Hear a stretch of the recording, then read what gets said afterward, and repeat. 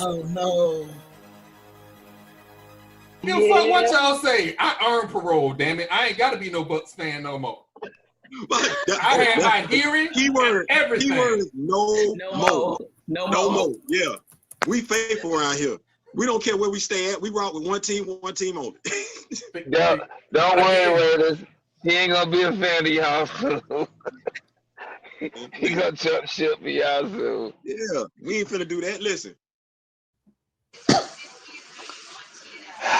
All right, so I want to welcome everybody to another edition of the Gathering the Old Men podcast. No, I'm not jumping ship for the Raiders. I'm not doing that.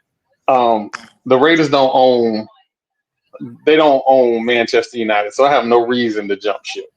But for everybody that's here, we have a special guest, Florida Memorial's own Mike Jones. For you FAMU Rattlers, he is also a Rattler. So again, thank you for coming on to the show.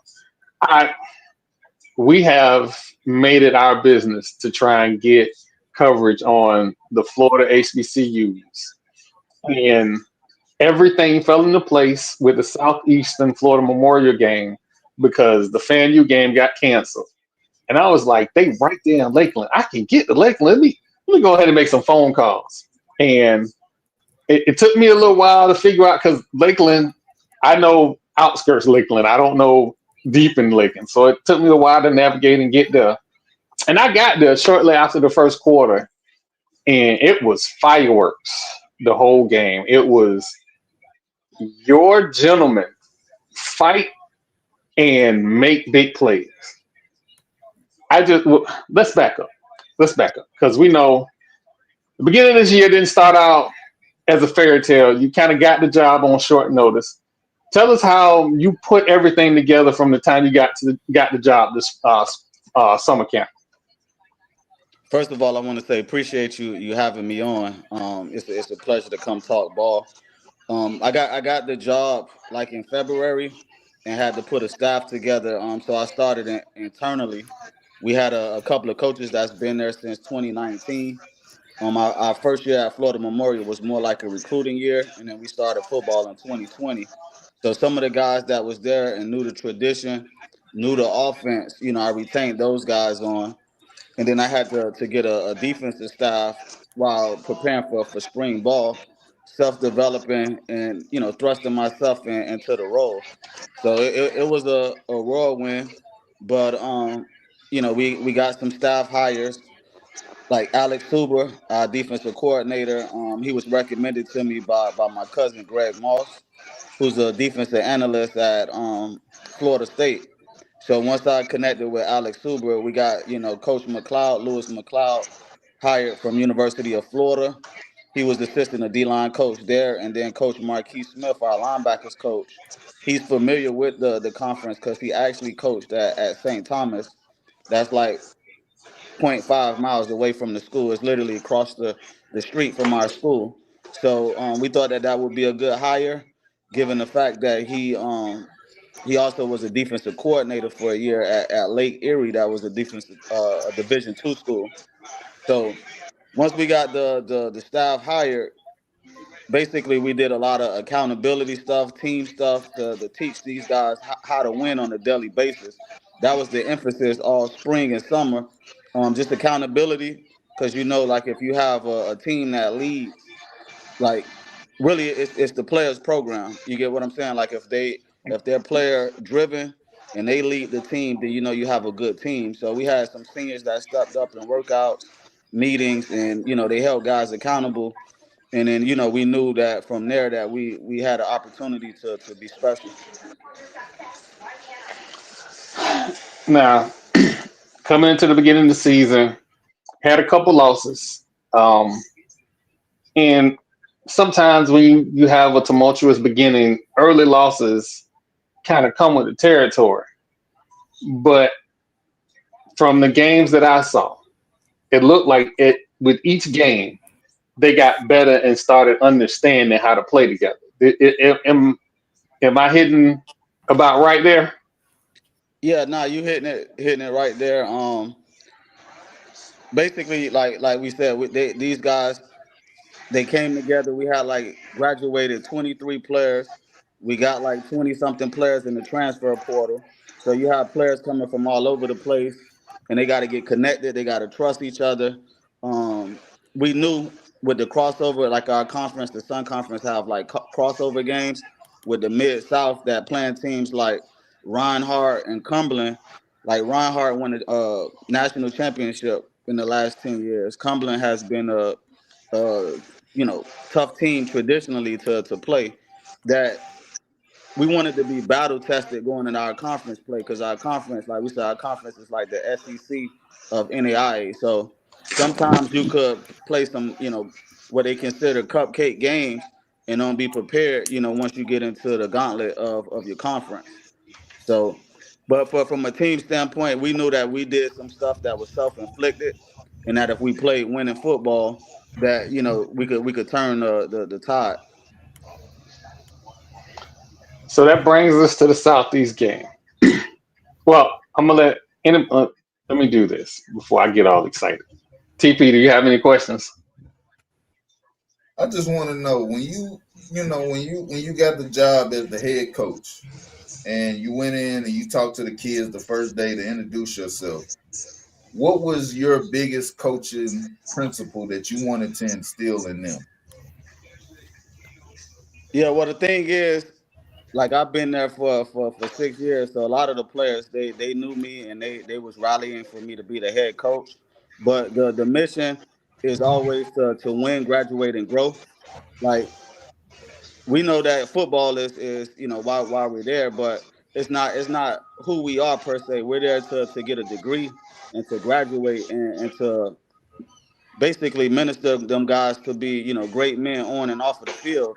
So that was my mission from the beginning, that we're gonna be a family and that we're gonna be a disciplined team. If we do those two things, then we're gonna be in good shape. So we did some things together as far as team bonding, going to church together, start establishing the foundation as far as who we gonna be as a program, what our identity gonna be.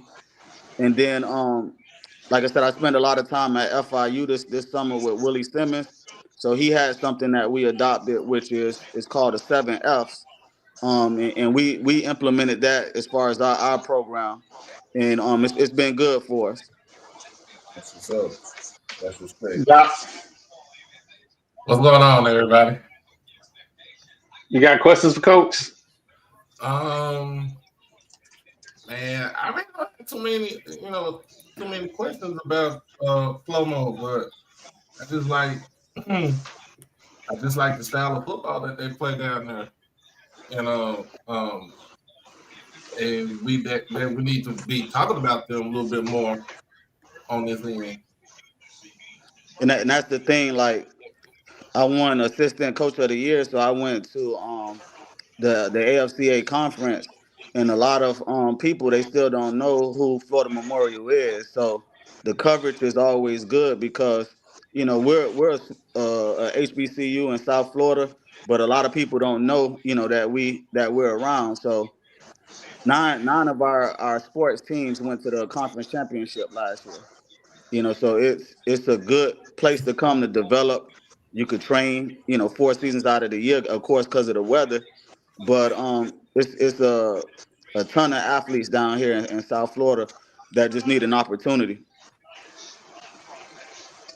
I'm gonna go ahead and say this. Those Wait a minute, athletes was on. hold on, Troy. I do got a question. I mean, with Flomo being the only HBCU in South Florida in the Miami area,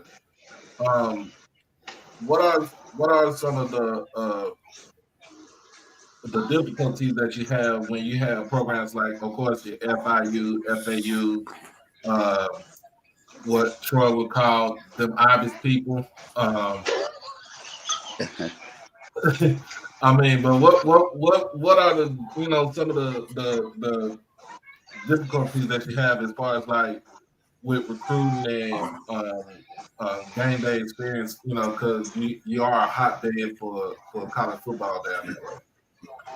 Yeah, so like you said, South Florida is a hotbed of football. We call it the mecca of football. So some of the youth, they start playing football at 5, 6 years old. So of course everybody inspires to go Division 1. Like when we recruit a lot of times and go to these high schools, they constantly say, well, coach, I want to go Division 1, but we let them go through their process a lot of times, and we advise them that we play big time football too. Over the past 2 years, like we've went to Southern and played Southern, which is a Division 1 school. We played Grambling. We played Edward Waters for 3 years, and then we played Clark for 2 years. So the experience is what you make it. If you good and you're a talented guy, like there's been a lot of guys from my team that get poached off of our roster and they do go Division 1. So those are some of the recruiting tools that we explain to them.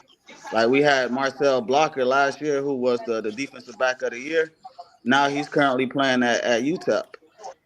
So if you are good, it's 2025. The it's not hard to find you with stats and film. So opposed to sitting for 4 years, come to a place where you could put quality film out there and create a value for yourself. Absolutely.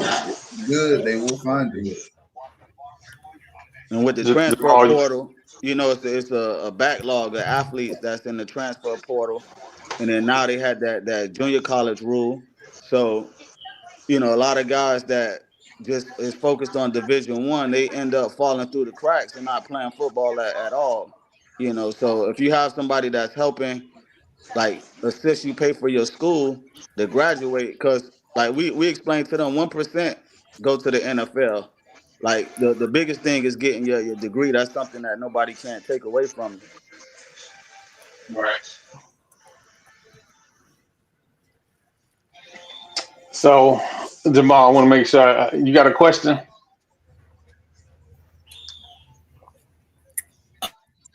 I'm doing homework. I'm just listening. Give me a minute. I'm just here so I don't get fined. All right. So we come up to the Southeastern game, Mhm. and going into that game, what was what was the three keys to that game that you wanted to emphasize on, so you guys would have a chance to win that game? Well, one of the biggest keys was to not turn over the football, in which we end up doing on the opening kickoff, the kickoff return. But ball security, protecting the football, not giving up the explosive play on defense, and being explosive on offense. We knew that they had a great defense, and that it would be hard to do 15, 18 play, 20 play drives, because eventually you'll make mistakes. So all week we kind of worked on explosive plays and being explosive, and then on defense, they have a quarterback that's really talented, and uh, on offense across the board they're really talented. So we were just trying to, you know, not give up the explosive play. If we bend a little bit, not break, just give us. If we knew we kept scoring and we stopped them, that was the biggest thing. So we bend a little bit on defense, but they had to kick 2 field goals that they end up missing. So that was big as well. Bend but don't break. So we preach not giving up the explosive plays and being explosive on offense. Uh, I said off camera, this game really wasn't as close as the score appeared to be, because there were a couple red zone misfires and a couple penalties that kind of changed the scoring opportunities. But my God, y'all have two quarterbacks that can light it up. And I had only knew about the one that night. And I think he had 297 yards passing, 296 yards passing. Yeah, Taquan And Wiggins. it, I don't. I think maybe there should have been two offensive players of the week, and I think Wiggins should have been one of them. He absolutely put on a show. The ability, y'all isolated your playmakers on several occasions to get downfield, and I'm like, they don't have any answer for that speed. It was just no answer for the speed, and the funny part is that a lot of those guys are from my area in West Central Florida, but that South Florida speed was different. And I am looking forward to watching this game this week. It's going to be interesting. Yeah, Now, we got an array of playmakers, so that's how we wanted to build it on offense. That if you try to take away something, that we can activate the next thing. So if you try to stop the run with Gerard Sims and Nigel Osborne and the plethora of the other backs that we have, that we could be able to be explosive in the pass game. So we got a ton of speed out there. now we talked about the speed, but Fernando Genti, him and number one, them two, until the incident happened, them two all night was constantly making plays. And tell me a little bit about those guys. Those guys popped off the film. So Fernando Genti is a guy that we got a transfer. He was, at Bethune Cookman, and we did our research on him. He's a local native from North Miami Beach, and the offensive line coach at Bethune Cookman, Brandon Washington, he previously coached at Florida Memorial. So that's some of the opportunities that we say when people come through Florida Memorial. They've basically moved on to Division I programs. But Coach Washington told me that the young man was pretty talented, that he went against his offensive line every day and wreaked havoc. So we end up signing him, and he came in this summer, worked hard, and his hard work is showing on the field. And then Kareem Roberts, he was actually second team all conference last year, but Kareem is from Miami Northwestern, and he's been through the program since the beginning. And he's one of those senior guys that we say that he helps run the program. If somebody's late or if somebody's not doing what he's supposed to do, he hold them accountable. So he's the big anchor of our defense at the Mike backer, and it was unfortunate to lose him due to a targeting call. But sometimes things like that ignite your team to play for their brother.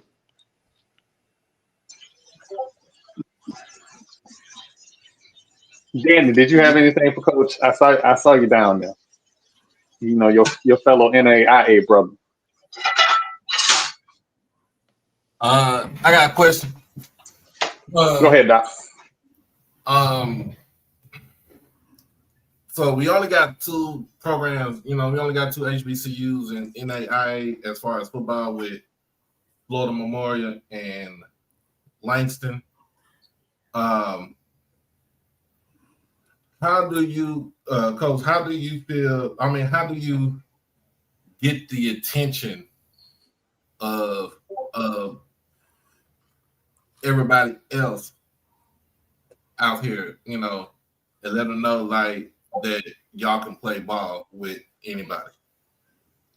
Well, I mean, it start by playing a good brand of football. If you do that, then it gets out there. So offensively, we've always been really explosive. In 23, 24, we had the number one offense in all of NAIA yards per game. So that type of stuff is things that we got out there. Um, it's media. Like this year, we have a great media team that's doing a good job of getting content out there, videos out there. And that's what we're trying to do, is shed a light on the program, so that way everybody can see it. That it's really big time football. When you look at teams like Kaiser, they've been in the national championship 3 years in a row. So we play St. Thomas, who's right down the street. They're ranked top 10. Southeastern was ranked top 10. Like, that's why you come to Florida Memorial, if you want to play in big time games while getting your degree. So we're just trying to shed light on those things. The HBCU atmosphere is also another thing. So as far as the school content, with people seeing the school, because it's a beautiful campus. Like, if you never saw it, you wouldn't know that. But it's well manicured, nice campus where you can have a great experience. So we're just trying to get those things out there, doing on the podcast. We're creating our own radio station for ourselves internally at the school. So you'll see more content and things getting out there. I appreciate it, Coach. No problem. Well, Coach, I got a question, and I always ask every coach, what can the fans do to help the team win? Well, our fans, like, we feel like they're electric. So we need them to pack the house this week to be the 12th man. But our fans plus our band, we got one of the best bands in the land. It makes our game environment really exciting to come to, every week. So our fans, they're a little rowdy. They want to see a good brand of football. So they get on you if you're not doing what you're supposed to do. But they're some of the best fans that we can ask for. Coach, I know you got a big game this week. I'm not going to keep you much longer. I just got one more question. If you guys have any fundraising campaigns, to send them over. We'll make sure we blast them out on all our socials so we can get it out there for you. Appreciate that. We're building upon the resources. So any help that we can get, that's always awesome. No problem. No problem. Thank you, Coach. Again, Coach Mike Jones. Who? Coach Mike Jones from Florida Memorial. Thank you, Coach. Appreciate you having me, man. No problem. No problem. We're going to take a quick commercial break. And when we come back, we're going to be our regular self. Know that think that we have won in football. We won when I was really, really, really young with Reggie Barlow and Downtown Reggie Brown and that group. And we won with my classmates, Tavares Jackson and that group. And it took them transferring back from Power 5 schools to come back to us for us to win. And, we kind of had that stretch and we went through the Cole era and all that, but we didn't really, win. Even in the Cole era, we were like 7-5 most of the years, but it was just so much electricity around us. So I'm not 1-1. So that's why I'm always act like I've never won, even when I have won, because I know how it is. And even when I do win, I'm still act like I've never won because I think you should celebrate. You got to celebrate in a positive nature, celebrate with your folks. My dad, I tell them all the time, my dad and them are the reason we've never won because, they had this thing where we get coaches. We love our coaches, most time their family. They become. Well, we just had Coach Mike Jones on. Great interview. Good luck to them this week. But we got some games this week in the sweat. Some games. And then there is a SWAC MEAC game. Now this SWAC MEAC game, I'm not gonna lie to y'all. I'm not too comfortable with right now. I don't know how I feel about it. I done bet an eyebrow on this game. But then I started looking at the stats, right?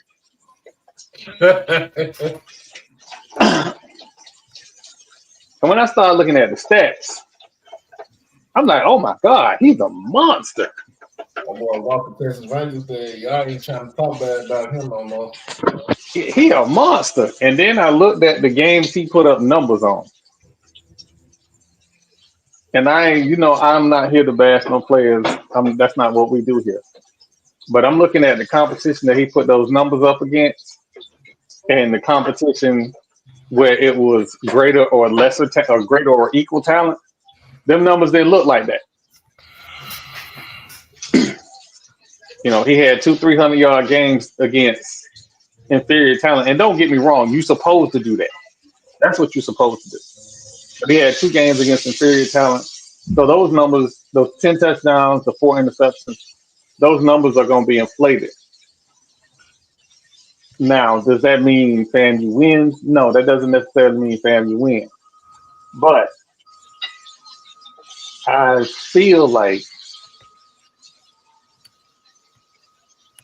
FAMU is not as out of this game as everybody try to make them out to be. Now, I'm going to ask you this, though. If they don't win this game, or if he don't make the necessary adjustments or changes, is that U-Haul pulling up closer to Bragg Stadium? I don't know, but I do know Wednesday 220 Club gets more difficult. And again, this No, game ain't necessarily. From a Go ahead. From a fan standpoint. From a fan standpoint, yes, he need to be gone on Sunday if he don't make necessary adjustments.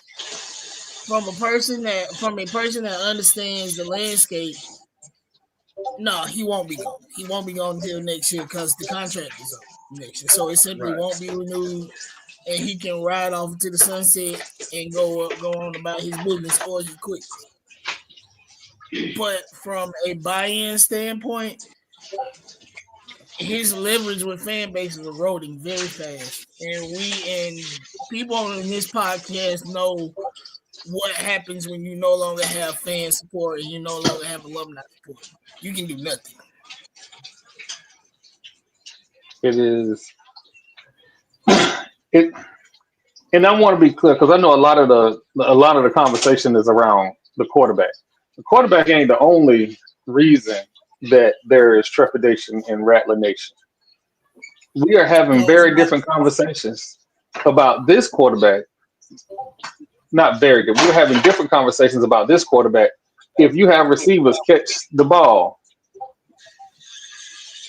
we have multiple games where receivers. Yes and no, but I also can't fairly judge the receivers when he's only throwing 5 and 3 yards at a time. So if I'm a receiver and I'm getting in the lanes and I'm getting down the field and he's not throwing me the ball, or when he finally decides he's gonna throw me the ball, like he did that one pass to Goldie in the Albany State game, and I drop it. Hell, were we too hard on Goldie for dropping the ball because the man had been throwing to him all season? I think overall, no, we got to catch them. You're right. You have to catch it, but you get what I'm saying? Like, but I think we judging receivers on 5 and 3 yard shuttle passes. But I think overall we have, like, as far as fans overall in the SWAC, we have been critical of receivers dropping passes and stuff like that. Easy touchdown passes that should have been, you know what I'm saying? Catches that should have been touchdowns and stuff like that. So, like, we started with that Southern game, that first game when they played Central, and you know what I'm saying, there was two touchdown passes that could have been easily, you know what I'm saying, they could have been easily caught for a touchdown. But the other thing we talked to Coach Cozy was the fact that he's missing some players off from their defense, especially his one of his D linemen. He really didn't give a name for it, but you probably can. We know who he is. Yeah, you probably know who he is.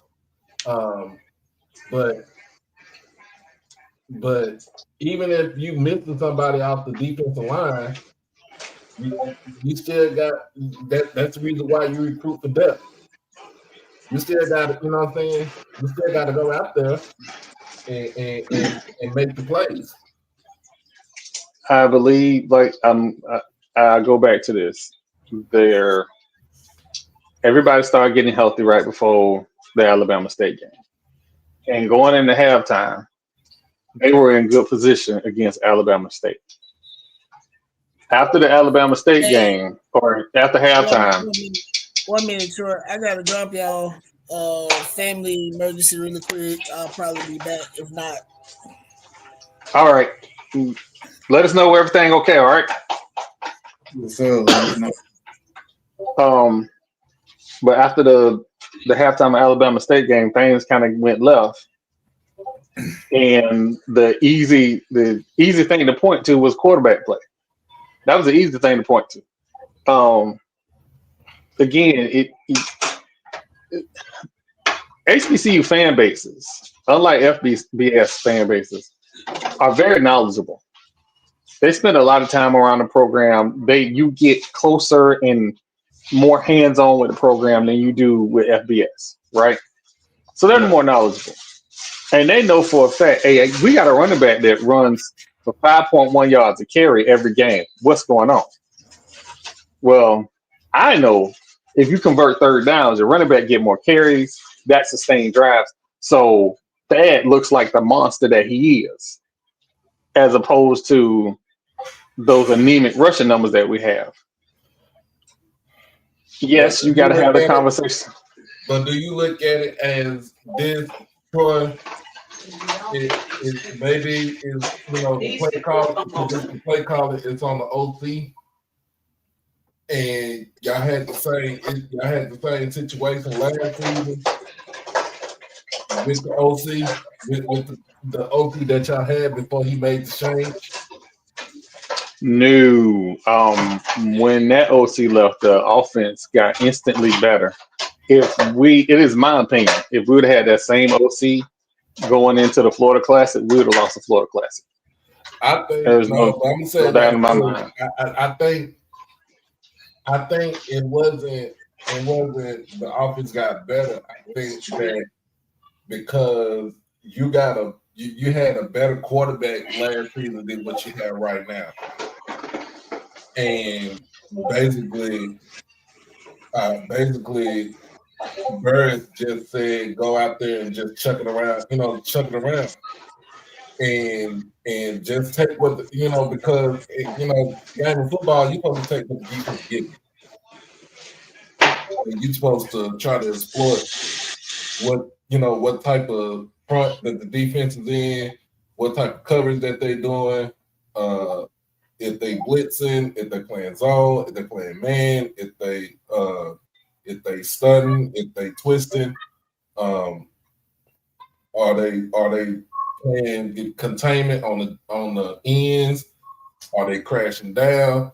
I mean, you're supposed to analyze. Really, you're supposed to analyze all that. And We okay, so we about to get into a territory that I kind of didn't want to get into, but we're here now. There are plays that are left on the field, and if you look at the games, there are plays that are left on the field.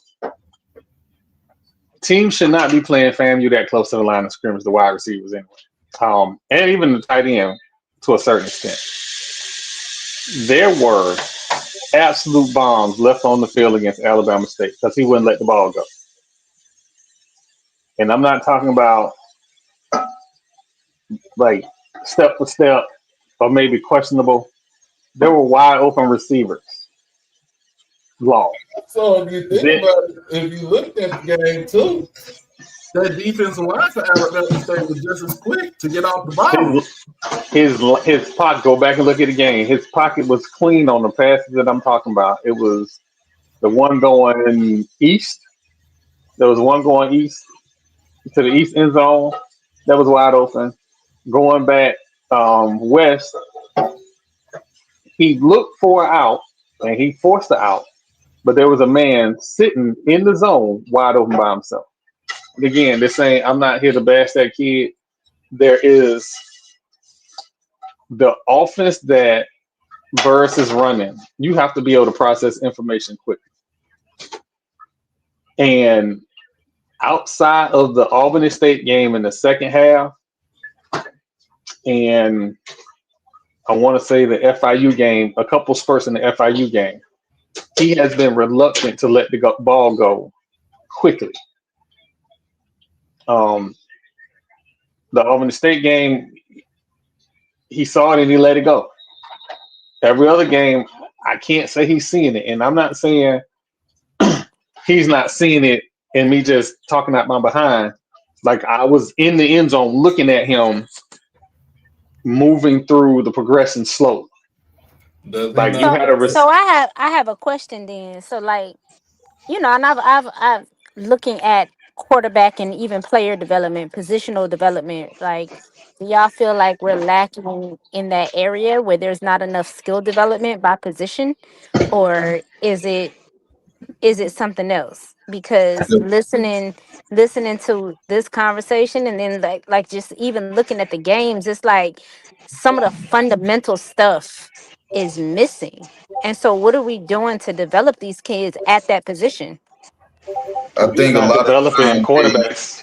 it's the quarterback, and they might be teaching them to make the big play instead of making the smart play, because a lot of times the best play might really be an unselfish play, and it might not get you the highlight that you want, but it's going to be something that's going to help the team win. Winning has to be the main thing. Keep the main thing the main thing. You go out there and you do your job. Absolutely.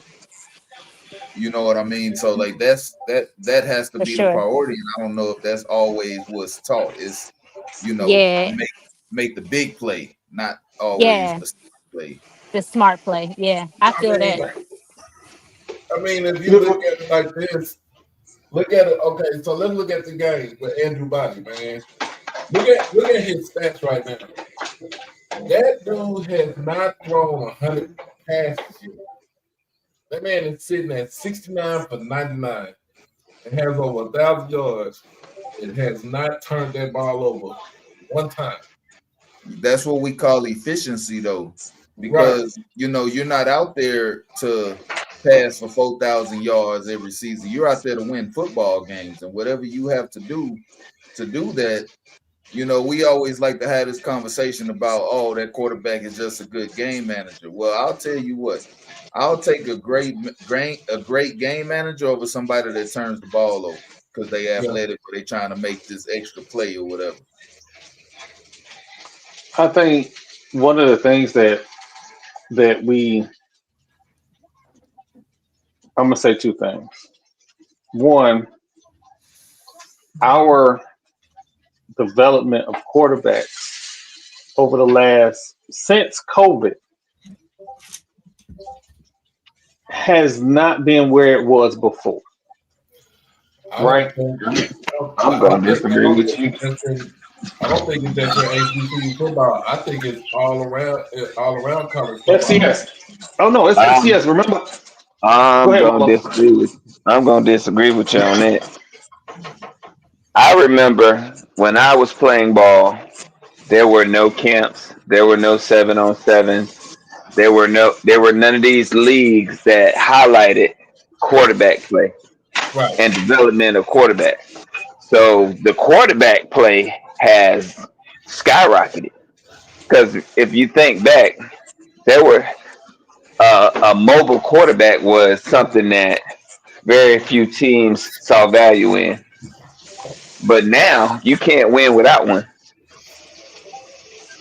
Hold on. You, Hold on. I want to make sure I'm clear on some stuff. I'm not saying that the issue is the mobile quarterback. That's not what I'm saying. me I'm either. saying I'm saying that the quarterback play has come like light year from when we were in school. let me say it like this, right? When we're talking about FCS draft prospects, and I get 4 paragraphs in, and we still talking about the running ability of the quarterback. Yes, running is helpful. Yes, it is But a you have to part of today's complement game. because they only focusing on one thing. Exactly. You have to be able to throw the football. It is big plays happen in the passing game unless you're that kid from Mississippi Valley State. When you can just run for 91 yards, then okay, I get it. But big plays come in the passing game. And using Florida A&M as an example, because I've been watching them all year, the smart play in Burr's offense, 30% of the time is usually that long ball because the way defenses have been playing them. They know you throwing short. So that long ball has been there. And Cozy has stressed that. But to a further extent, we're not seeing our players in the FCS level, not just HBCU, but in the FCS level, get drafted and be prominent players anymore because the teams are focused on not just developing players, but they focus on winning. Let's just keep it a buck. I make fun of that Canada junior football, but it's winning. There's no risk. They play very sound, safe football, and they win. But we in HBCU world, and in HBCU world, we like big plays. We like our quarterbacks to not only be mobile, but also look like they do in the NFL. And we want to score touchdowns and strike up the band and have us a good time. We have to, at some point, sit down and say, is development of our quarterback position where it was 15, 20 years ago? I got something like this. I say it is not as good as far as developing quarterbacks all around college football. Look like CP, got a question for you. What's up? What's the deal with Arch Manning? Hey man, I'm gonna have my time. we gonna get this started. But you get what I'm saying though? Like, you said, what's the problem? What's his deal? Because it seems like he went from year 2, because he in year 3 now, right? Yeah, this is year 3. It's year 3, and you supposed to be damn near the savior for Longhorn football, but I don't see it. Like watching that Florida game was like I was sick, bro.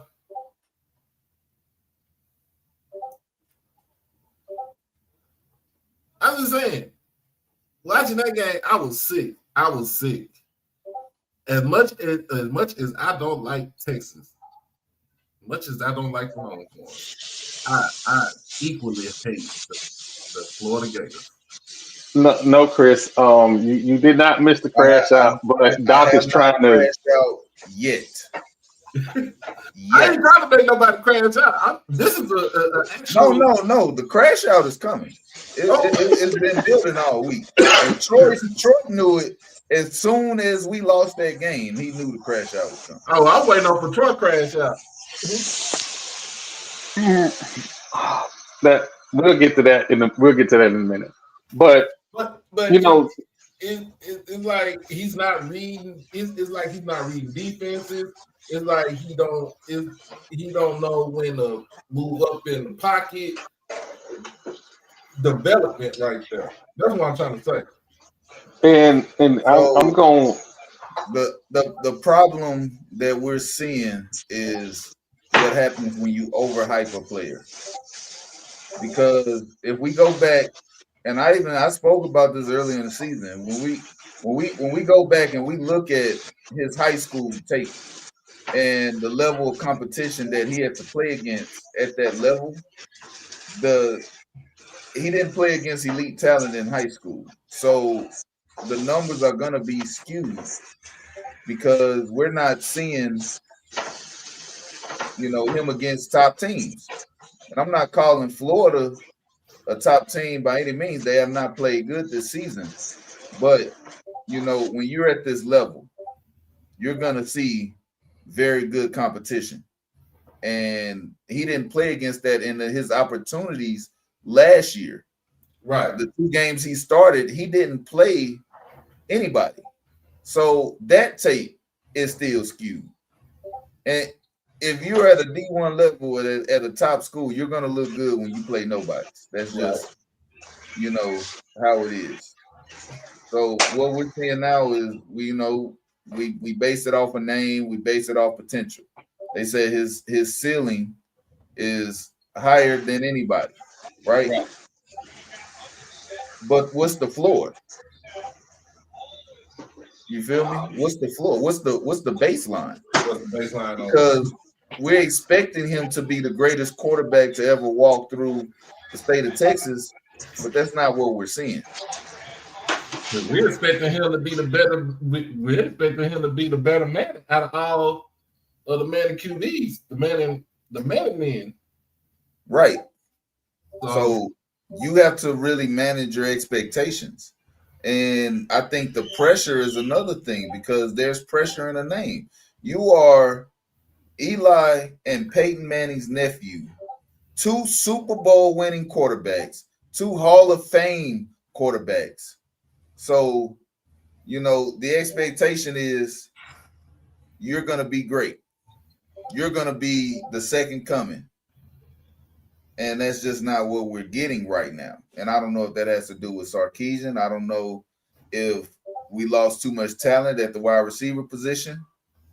I don't know what it is. The defense can only do so much. You cannot leave your defense on the field for 40 minutes a game and think that you're going to win. You have to be able to Absolutely. move the chains. You have to be able to convert third downs, and you have to hit open receivers. We can talk about progressions and everything, but he's not accurate. Right. He's Right. missing And wide open. that's my thing. Is like that's the He's missing fundamental wide stuff. open receivers. That's the problem. Fundamentals. He's missing out on fundamentals and doesn't seem to know how to make those in-game adjustments. And I think sometimes that comes down to coaching, right? Like, why doesn't your player at this point know how to make those in-game adjustments? Why is he still missing these basically fundamental tip shot plays? Exactly. And it's not going to get any easier for him as he gets into this SEC season. And you can't bench him. Okay. You can't Who's bench the him. quarterback behind him? That's too much NIL money invested. You ain't bitching them against Oklahoma. And Mateer, is that his name, Mateer? Yeah. Apparently, he is going to try and play on 14 days after having hand surgery. Woo. Okay. This could be really good or really bad. They're gonna numb them hand. They're gonna numb their hand up. If it ain't his strong hand, he's fine. So, but before we get the TP crash out,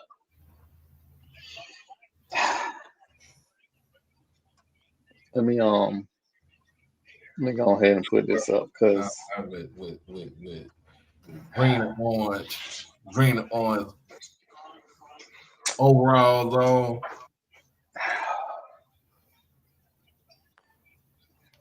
it is 2025. And I am the main one that says I don't want no humble pie quarterback. I don't. However, I also don't want a 5-footer. And the reason I don't want a 5-footer is because he had clean pockets. Everybody's like, oh, Miami's pass rush. No. He had clean pockets missing wide open receivers. He was running too early in his progression. Wow, we having quarterback discussions again, ain't we? He was too early in his discussion in his progressions and ran. He missed wide open receivers. And Gus got this thing for them gimmick plays. All right, it was cute. You beat Alabama with it. It was cute. This Florida State. Just like people say this FAMU, this Florida State. You line up, you punch them in the mouth with the run, and it's big plays in the passing game. You got Bobby Bowden rolling over in his grave right now. If Bobby Bowden would have had a All-American sprinter at wide receiver who's actually a football player, and he didn't touch the ball in the passing game at least 4 times a game, he was going to cuss Mark Rick out. Point blank period. There was no excuse for that offensive performance, none whatsoever. And everybody talked about the defense. The defense didn't play that bad. They honestly didn't. Defense didn't play that bad. That offense didn't show up till midway through the third quarter. And that's unacceptable. And then you got Pitt this week. Now, it is not impossible for Florida State to go 10-2. The problem is you can go 10-2 and miss the playoffs. So now we need help. We lost 2 conference games. So we need help. And the bad part about it is The Ibis Achilles heel, they don't even play this year. They don't play Georgia Tech. I don't even think they play Duke this year. So where's this help going to come from? Do they play FMU? I think they play SMU, and I think they play Virginia. So the help got to come from Virginia. But the other problem is, if you get help from Virginia, Georgia Tech is sitting there. So we need some old-fashioned Bobby Bowden prayer chaos to happen for us to get into the ACC championship game. And again, I know everybody's in love with Mike Norvell because we ain't lost all the games yet. Listen, if that man go 10-2 and don't make the playoffs, if it's me, he got to find another job. Boy, you smoking crack. I am not. Do you know how much money we're paying him? Do you know how many losing seasons he got? Do you know how many losing seasons? 3 losing seasons. And we paying him real big money for 3 losing seasons. Forget the numbers, because the numbers look skewed because we had COVID. But you lost to Jacksonville State, which made them decide that they wanted to be an FBS school. You went 2-10 last year. I told y'all, December, I'm going to be happy either way. There's no way you can miss the playoffs. And we got rid of a coach who wasn't yet 500. And the AD says 6-6 ain't good enough. Yet we have 3 losing seasons from this guy. I got the wrong Memphis coach. The standard is the standard. And it ain't me saying he got to go. People were saying they had a problem with him before the Miami game. So that rumble is going to turn into a war if he don't make the playoffs. But that's, again, that's just me. And if I'd have bet an eyebrow, if one of these Ibis people would have took that bet, and if I'd have been eyebrowless for homecoming, oh my God. Oh my God. Oh my God. He was gonna move. He was gonna move. He just wouldn't know it. But he was gonna move.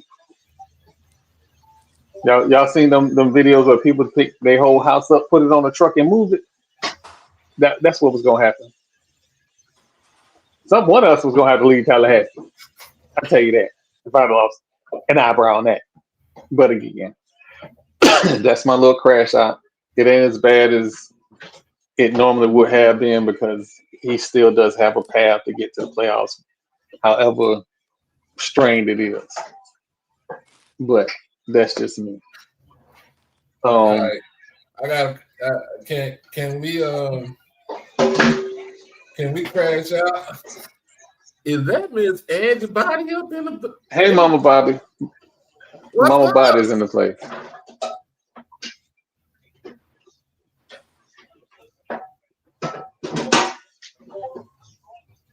No, Mama Body. We're not giving grace. We make it very abundantly clear that we don't bash players on this podcast. So we ain't bashing them. We have some concerns, and all that concern go to coaching because either somebody misevaluated this young man or they haven't developed him. And that's just me. You either develop or you didn't develop or you didn't evaluate properly.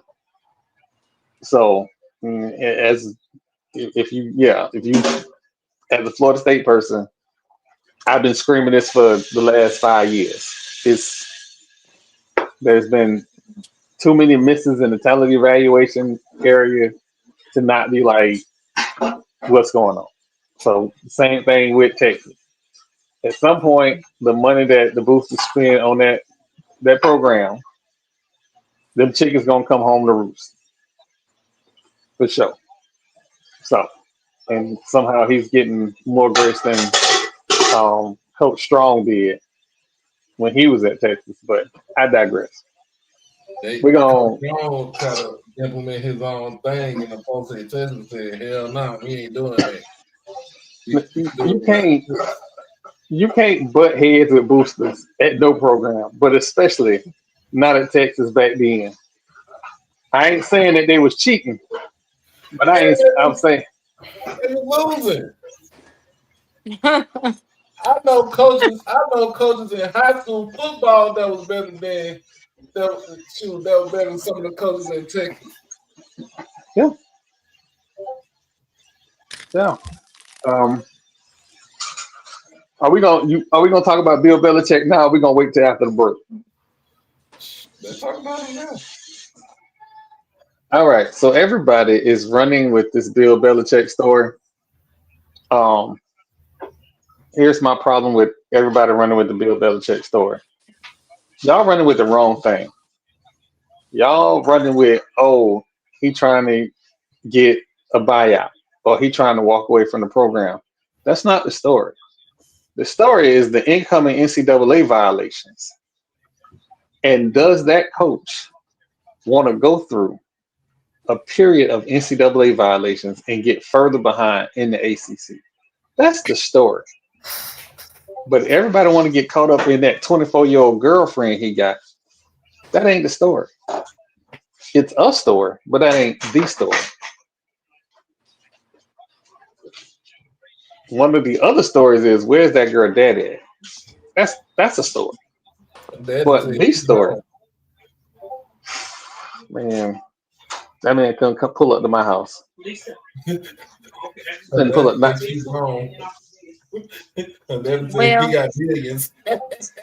right. Look, Daddy might be the one to set him up. So So Mr. Belichick. Right. Look, Epstein number 2. So listen. I think there's for those who don't know, it's a whole bunch of mess going around in that North Carolina program. First off, the athletic director didn't even hire him. The board of trustees hired him. And they came up with the salary compensation and all of that. The next thing is A.D. Cunningham, they've already hired his replacement, and he is working at North Carolina right now. Wait, whoa. You said that and already hired the new AD. Oh, yeah. The new AD is hired, and he's on campus working right now. He has been A.D. Cunningham has been given basically his severance package. I think they called him AD emeritus and whatever. Oh, that's already worked out. And basically said, sit your old ass down somewhere. Basically. But here's the funny part. Your program is winless against FBS competition. Dude, they really even care about football because that ain't no football school. Shit, that's a basketball school. Always have been, always will be. Basketball. Ooh, if I listen. Hey, remember when I told y'all it's other schools that was considering lawsuits? And it wasn't the Ibis people? North Carolina cares about football because football is their second biggest money generator. Look at all them season tickets they sold because Belichick was coming. I don't think them people showing up right now, but they sold them season tickets. Belichick was supposed to be what Prime was, but winning. Because this ain't Colorado. You can't just show up and be a megastar and people gonna keep coming to games even though you're losing. People in North Carolina got other things to do. They ain't got to sit there and. Why are they losing though, Troy? They're not very good. They don't have the talent. Exactly. They just don't. They went to Northern Alabama to get a quarterback who's now injured that they paid 6 figures to. And you know what? The NIL money don't matter. What matters is they went and got a quarterback from Northern Alabama. Not Clemson, not Florida State, not Miami. They went and got a transfer from Northern Alabama. Now, from Chapel Hill, North Carolina, to Northern Alabama, it's some other schools in between there with talent. Yeah. Maybe that So was the again, best one. That was the best one they could find. I'm not gonna discredit the scouting people because they felt like they got what they needed. But I think the expectation was Bill Belichick being the greatest NFL head coach of all time Is about to coach your team. is about to coach the team. And with that, he's going to bring some coaching philosophies from the NFL. He's going to be getting these kids ready at an NFL level. But what happens on game day when they are clearly outmatched physically? You're getting and that's the problem. dominated in the trenches because they can't stand up to the teams they're going against. It don't matter how much practice you do. If you are physically unable to perform, then it's going to be a long day. Now, the recruiting process has to be already started because we can see where this season is going. So, looking forward, he has to bring in the talent to be successful. He's not in a cookie cutter division. The ACC, there's good football being played. There are good teams in that division, in that conference. Virginia, Miami, Clemson, Florida State, Wake Forest. You got to be able to compete with all these schools. Oh, and Duke. And if you don't have the physical talent needed, then it's gonna be you're gonna struggle. They even talked shit about Clemson last year when they had the slow start. They said, "Hey, y'all a little light out there at receiver." And what we see what did we see them do after that? You start to see the more melanated folks at receiver, and then Brian Westcott comes out to be one of the best receivers in college football. Like that's what happened. But I'm not saying that that's their issue. Their issue is just clearly from a talent standpoint. Well, so right now for the 2026 season, their overall recruiting rank is 17. Right? Again, this is early, but right now it's 17. They got a lot of 3 stars in that class. So we're gonna see if Bill is around what it's gonna look like next year. Because that'll be his first recruiting cycle that he actually get some guys in. Probably gonna take him 2 cycles, but that's gonna be the first one. I think what's happening at North Carolina is not just on the football team itself, it's on the athletic department and how things were done. Because a lot of times it ain't what you do, it's how you do it. And North Carolina has they doing some wild stuff. Some absolute wild stuff. We're gonna take a quick break. We're gonna come back. We're gonna get into some more HBCU football. We'll be back. We'll be right back.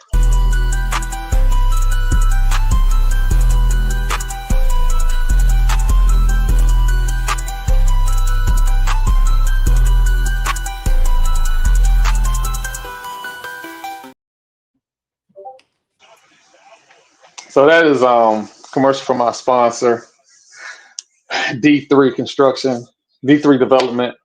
That is Marlowe's construction company.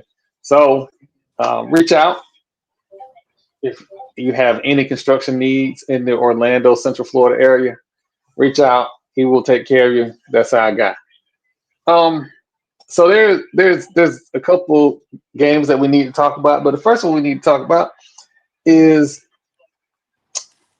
somebody's having a homecoming game with a school from Oakland, California, but that school has canceled their last 2 games.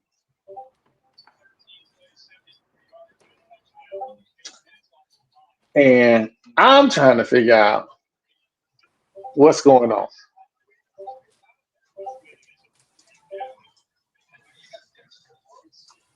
Doc, do you have any details on this? Because this happened. I saw that probably an hour before we went live and was a little confused because I know you one of the proponents of the SWAC not playing Lincoln and the VULs and all of those.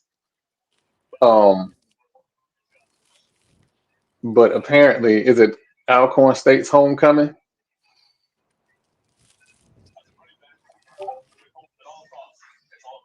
Thank you. Stop. Hold on.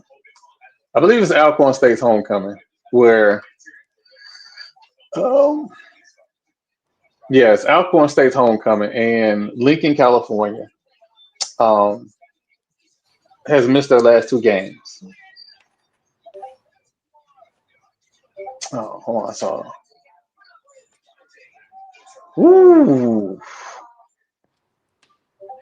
Hey, Emmett, that is a question that I will defer to G. I don't know. I think this is the first year for Cedric Thomas, correct? Second year. Second, okay, the second year. So I don't, and he got a 3-year contract. So he on a 3-year contract. So I don't think they'll get rid of him this year. But it's not a pretty situation. It's not a pretty situation at all. Provided Lincoln shows up, this should be a W in the win column. But whew, I don't. This could get real ugly real fast if they don't show up. And again, Lincoln is on the tour to get bopped every week. But again, I think they're just trying to collect checks and build their program. That be what it is. Texas Southern plays Grambling. This is a pivotal game for two SWAC West teams. It's pivotal because Texas Southern got out of the gate slow with that loss to PV, first game of the season. That's a tough game to play against your rival. And Grambling has had some struggles this year. Who you got in this game, Doc? I think we lost that. I'm gonna take Texas Southern. I just feel like they got a little bit better handle on the program right now, so I'm gonna take Texas Southern in this game. It just seems like. Did you say Grambling? I'm gonna go with Grambling. Oh wow! I'm going with the fighting Nikki Joseph. All right. Well, all right. It's home. See, the thing about it is Grambling's homecoming, and they rarely lose homecoming. That's true. Ooh. So yeah, I might have to switch that. You know what? You're right. I'm gonna have to take Grambling. I'm going with Grambling on this one. That puts us at a question. I'm going with Grambling because my niece said she's gonna kick my butt if I did it. So. Don't get beat up. If Grambling does win, that provides some interesting questions on Monday. Some very interesting questions on Monday. Another game that we kind of got to pay attention to, but not really. Southern is playing Bethune. No, you got to pay attention to that game right there.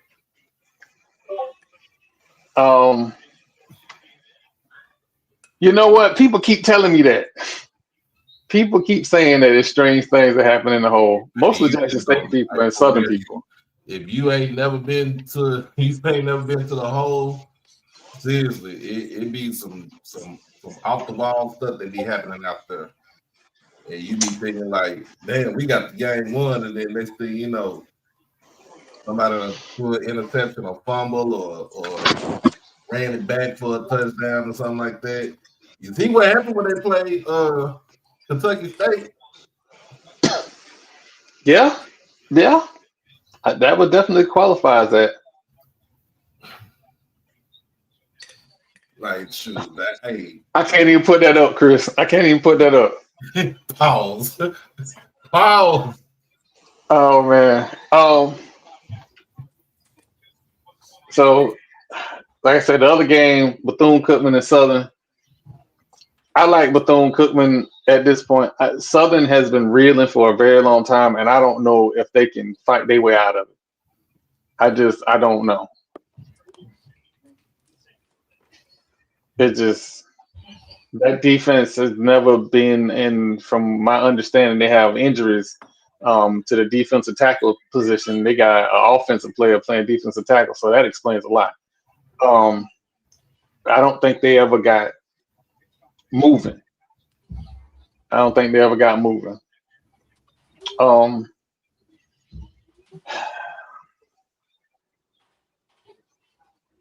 then the Alabama State Jackson State game, and I know Hell Wildcats. I told them I was going to pick this game early, and I thought I did. I don't know if I posted it on it, but for me, two teams, two very good teams. It just comes down to which quarterback do I trust. And right now, I trust Andrew Body a little bit more than I trust Jacoby and Morton. I don't think it's no crazy game. I think it's going to be a close game.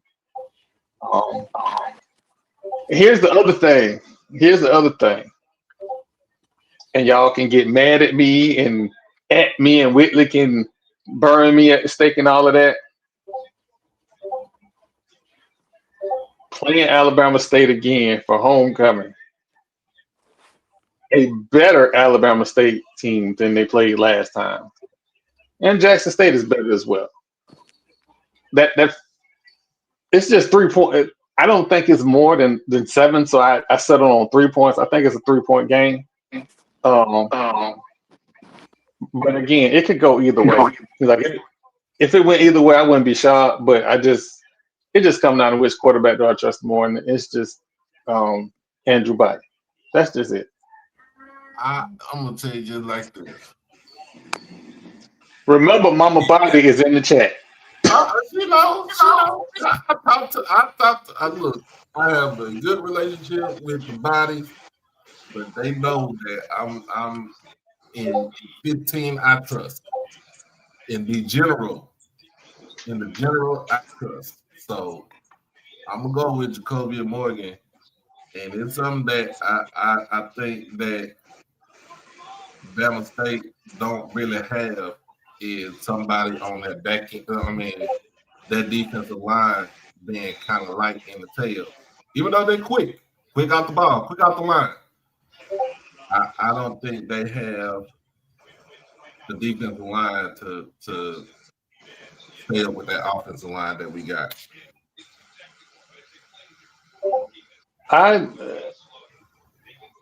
My thing is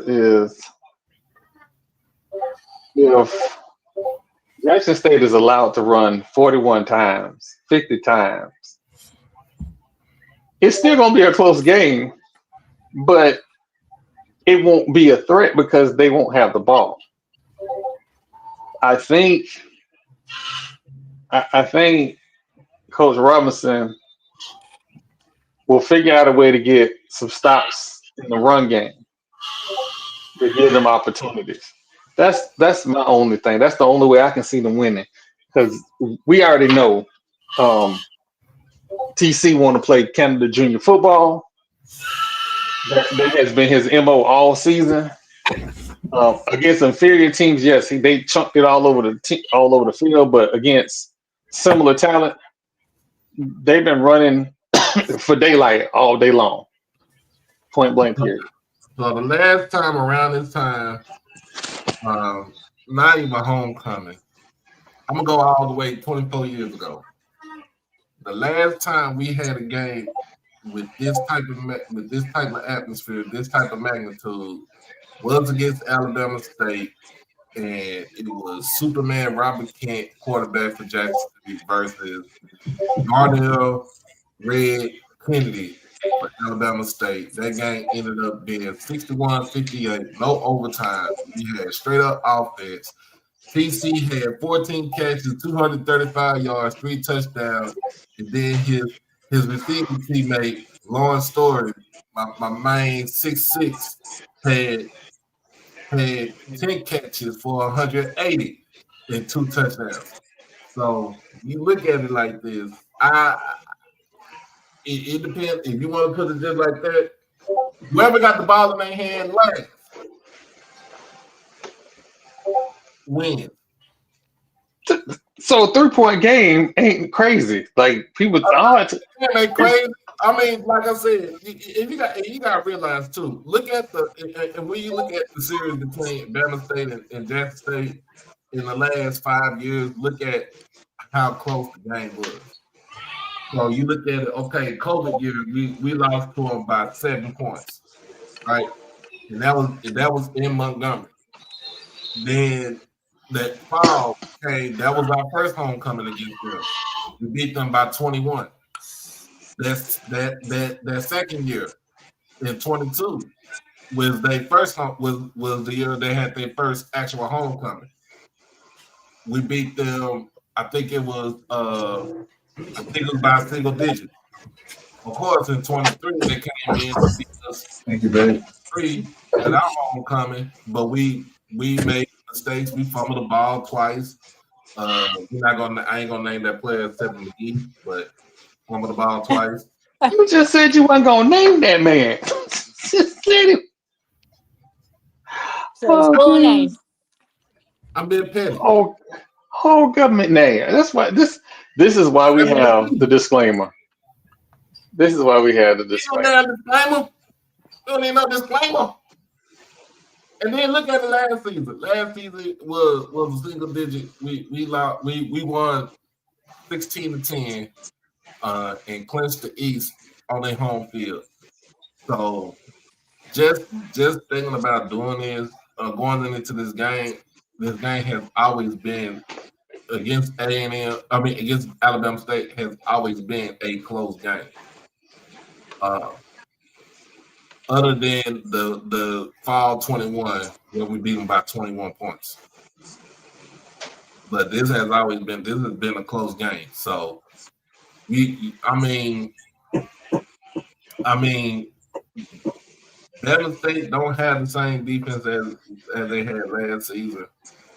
We definitely don't. I mean, we have pretty much the same players, but we got players that's coming back. They healthy. Then we got some players that we can put in. I'm gonna tell you like this: if you watch the game, watch out for number 15 on defense, Cam Salas. We talking about a safety, sophomore, 6'2". I don't know if he's 6'2" or 6'3", but he's about 220, playing strong safety. He can act like another linebacker coming down in that box. And he ain't got he played with reckless abandonment. He a YN. He ain't got no mindset.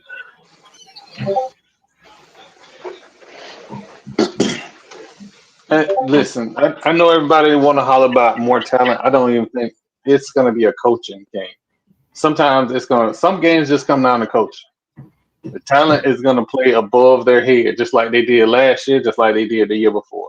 It's not going to be, we got more talent than them. That's a different type of game. The talent is going to play above their head. It's going to come down to coaching. Point blank, period. I don't even just think it'll come down to coaching. I just think it'll come down to just execution of plays and stuff like that. What did Paul Pierce do now? I'm sorry, y'all.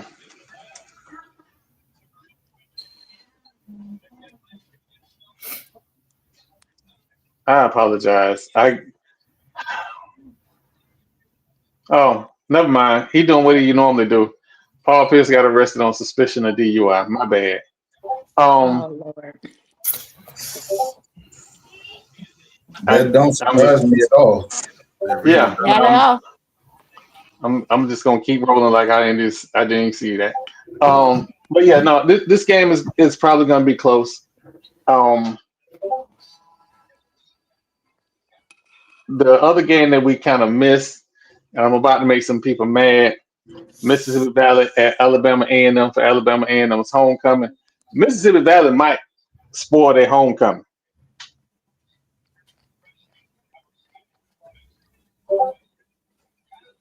You said Mississippi Valley might spoil somebody homecoming. They might spoil Alabama A&M homecoming, and I think Jess is on. I mean, not Jess. Jennifer's on her podcast, so she ain't really seeing this. So I can say this with confidence. Mississippi Valley State got a quarterback, and they can play defense. Nah, they ain't got a whole bunch else, but this is also the Alabama A&M team that gave up 1 million points to Bethune-Cookman. Not a million. I think Marlo. No, my bad, Marlo. My bad. You would never go in that game. My bad. My bad. I think somebody grandma went in that game and got like 15 yards receiving in that game. They gave up 1 million points. And Mississippi Valley got some talent. They got some players. Oh, we got somebody from Valley. What's up? Do you know how hard it is to find Valley people? Not too much, man. Make sure you follow the YouTube channel. Watch.fatmouthsports.net. I need some Valley people because I be having questions, and I don't really have nobody to answer the questions. But I think Valley got some. Yeah, man. Like I said, man, follow the podcast so I can make sure that when we have some Valley content that I get it out to you. By the way, I love y'all SID.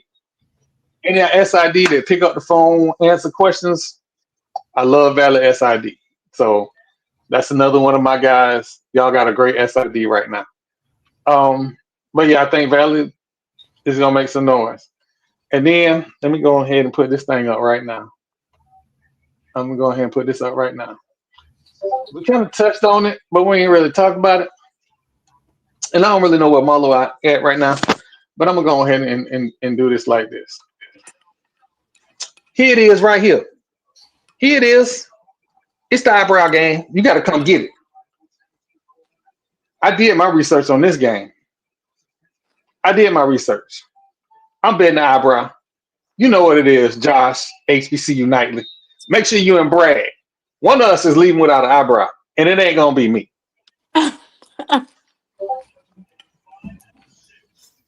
Y'all funny. That man gonna be eyebrowless. Listen, so you know I don't have a lot of time to see all of the sweat. I mean, all the MEAC games. So finally, this week I got some time to break down some of the games, look at some of the stats, and I'm thinking, oh my God, they're gonna throw for 1 million yards. Look at them games. Look at who they threw 1 million yards against.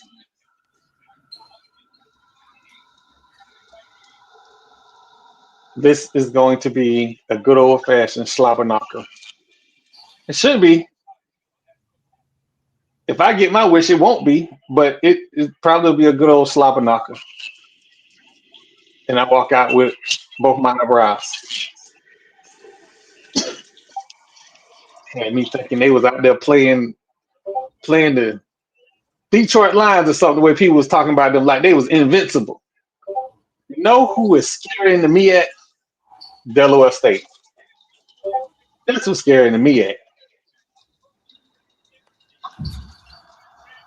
But again, that's just me. I think you have grown an affection to running the risk of looking like a salamander.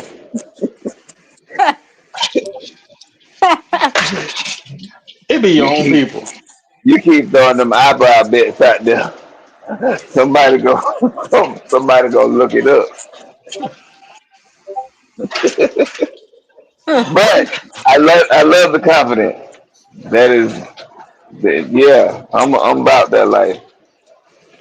Remember, I'm the dude that said nose by 10, and we beat Alabama. Can't beat Yeah. anybody else worth talking about, but we beat Alabama. You also say nose by 10 against Miami. They got dog walk. Same You know person. what? I hope both of y'all stub y'all toe at 3 a.m. in the morning.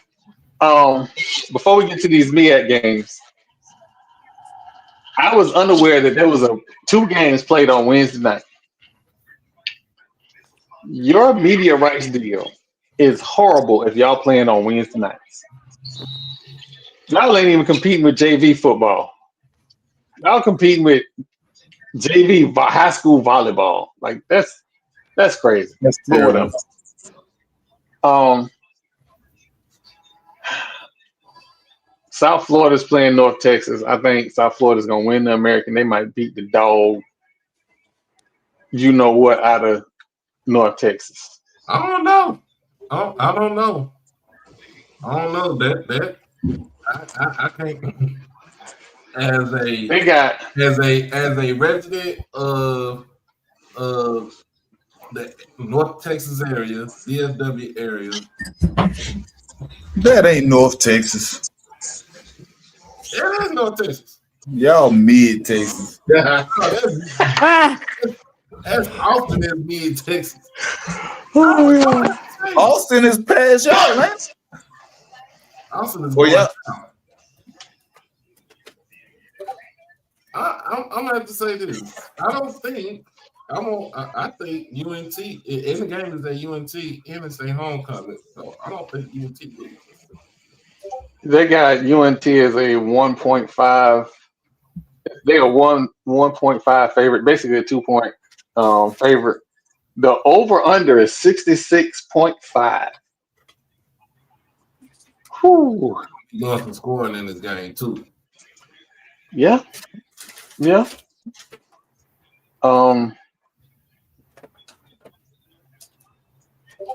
Oregon and Indiana is playing.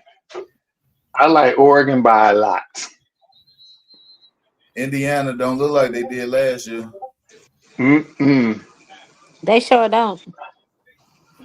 Ooh, we're gonna come back to that game because we're gonna come back to that game. Tennessee is playing Arkansas. Bobby Petrino has successfully pulled a coup, and his only mandate is not to have his side chicks on the back of a motorcycle. Whew. Tennessee still probably gonna run up 35 on them. That's to leave in the middle of the season. Oh, South Florida still got to play Memphis, so I don't think South Florida winning the American. Mm-hmm. Well, I have to wait and see. Texas A&M is playing Florida. Texas A&M playing Florida. Yep. Is it in Gainesville or is it in no, College? they're playing in College Station. Oh well then. Nah. I like A&M by a lot. Yeah. Yeah. Texas Tech is playing Kansas. They got Texas Tech by 14.5. In Kansas or in Lubbock? No, it's in Lubbock. Oh shit. Texas Tech Tech by 30. By 30. By 30. No, let's do it like that. By 40. They gonna put hands and feet. I think I mean to interrupt you while you're going down your games for the weekend. I think what we need to look at is how dirty they did South Carolina on their schedule. Yep. I was just getting to that game. South Carolina plays LSU at LSU at 7:45 at night. Look, but that ain't where it ends, Doc. I'm gonna give you their next 4 games after LSU. Oklahoma. In Oklahoma, right? In Oklahoma. Alabama at home. Ole Miss. And then Texas A&M after the bye week. Oh shit, they run a whole gauntlet. Lenore Sellers has been selling. Mm-hmm. That first So round grade is dropping. it's dropping. It's plummeting. I'm not gonna lie. The thing is, what other quarterback is actually standing out? None of them. Because the prediction was Arch Manning would be QB1. Klubnik still can't declare this year, so he ain't coming out. Klubnik this year. Is he a junior this year? He's a junior this year. Wait, yeah, Okay, Klubnik yeah. is a junior. Okay, yeah. So if it was, if you asking me, Carson Beck and Klubnik are 1 and 2 right now. Yeah, That I can pure say kid that. in Oklahoma, he tough as nails. He remind me of Bo Nix. If he can, amass even half of the success that Bo Nix has amassed since he's been in the NFL this short while, then he could be a good pick for somebody. But South Carolina, they might lose all 5. And then they still got to end the season with they'll beat Coastal Carolina, and then they got to play Clemson. They should beat Clemson. They should definitely beat Clemson. That is literally the hardest schedule I've ever seen. Yo, in they them dirty, bro. I'm sorry. And look, No, the here- hardest team on the schedule is Ole Miss. I'm gonna tell you who got a bad schedule, TP. Who that? Michigan, with their freshman quarterback, got to play USC on the road. Not worried.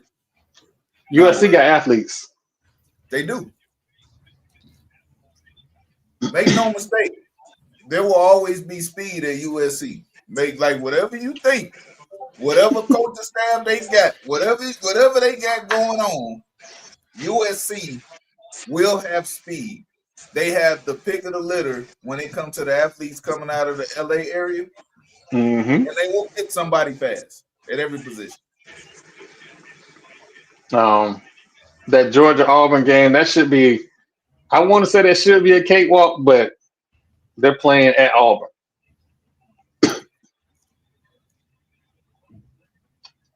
All right. Didn't Georgia just lose? Did they just lose? They lost to Ole Miss, right? Let me go back.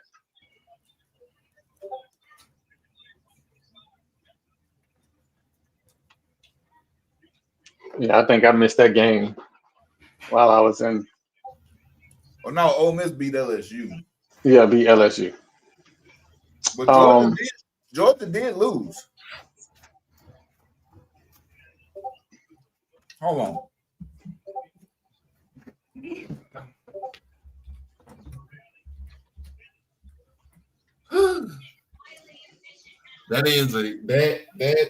That schedule is diabolical. They lost to Alabama. Alabama, yeah, that's right. They just lost to Alabama. They beat Kentucky last week. That's what it was. Last week. Who you talking about? Alabama. Alabama. Yeah. I thought Alabama just beat Vanderbilt. Nah, they played Kentucky. Georgia played Kentucky last week. Oh, you said Georgia. I didn't hear it. Yeah. I thought you were talking about Alabama. I'm like, hold on. They just played Vanderbilt. Yeah. But Georgia got Auburn, and I'm not gonna lie, Georgia going to Auburn is a trap game because you know who they play after that? Ole Miss. Oh, they play Ole Miss after that? They play Ole Miss. So wait, yeah. They can't look ahead because Ole Miss got people spooked right now because they might have the best defense in college football. Now we've been beating around it because I wasn't sure how this was gonna go. Oklahoma is playing Texas At the Cotton Bowl. It's gonna be 92,000 people there. There's gonna be about another 100,000 people in the fair. Mix that all in. Don't ask me shit. Then you get the Red River rivalry. Man, my cousin say, you know y'all got Oklahoma this week. How you think that we gonna do? Motherfucker, we couldn't beat Florida. My expectations are not high. Like, what do you mean? How do I feel? How do you think I feel? Like, for real? He said, motherfucker, we couldn't even beat Florida. Like, wow. No, like dead ass. Like, we have to go. We it's the Red River Shootout, right? It's our rivalry game. It's, you know, you circle this game on the map. Maybe, just maybe, it was circled and Florida was the trap game, and we're better than what, you know, we've been putting on the field. You think about it, that the loss that we had before that was to the defending champion Ohio State. We lost by a touchdown where we had many, and I'd say many opportunities to put points on the board. We just didn't. Yeah. And a lot of that had to do with Arch Manning's accuracy, not the play calling, not the defense. His accuracy put us in bad spots because Sarkisian likes to throw the ball on first down.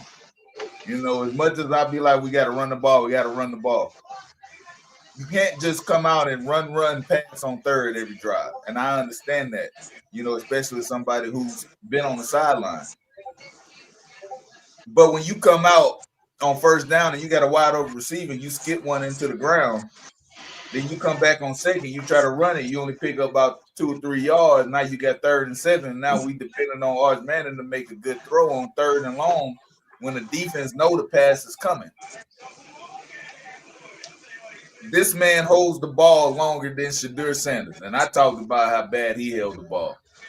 And he's holding the ball because he's not confident in his arm. That confidence hasn't arrived yet. And maybe he does have the talent. But we ain't seeing it right now. And to go into play Oklahoma,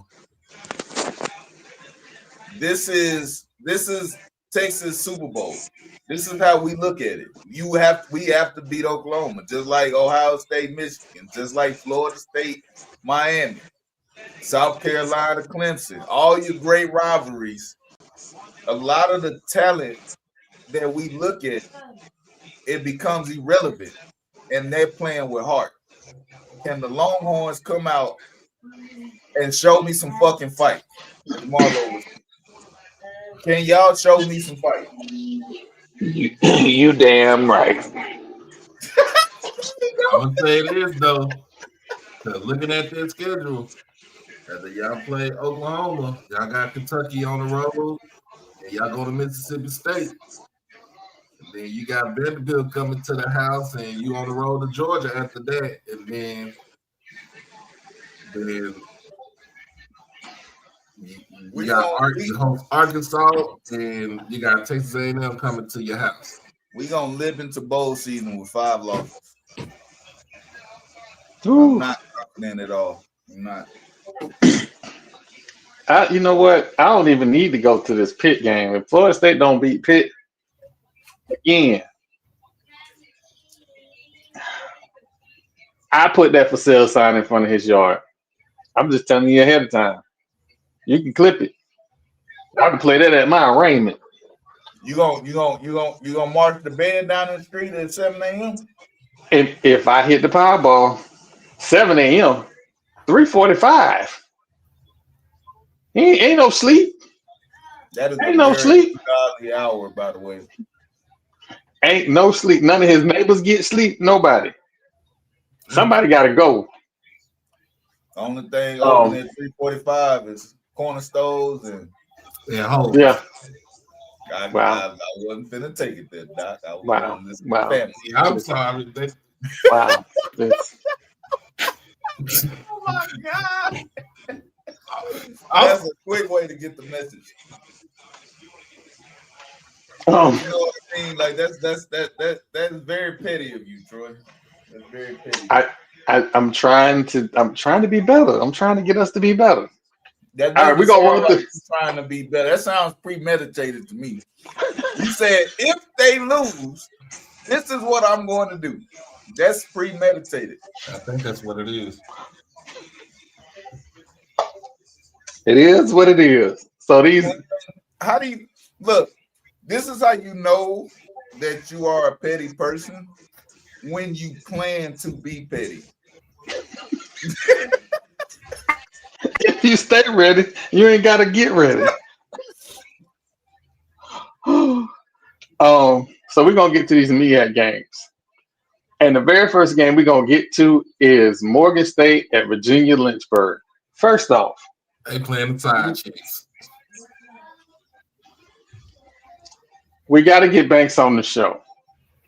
Morgan State has been an unmitigated disaster in what we thought was going to be their best year.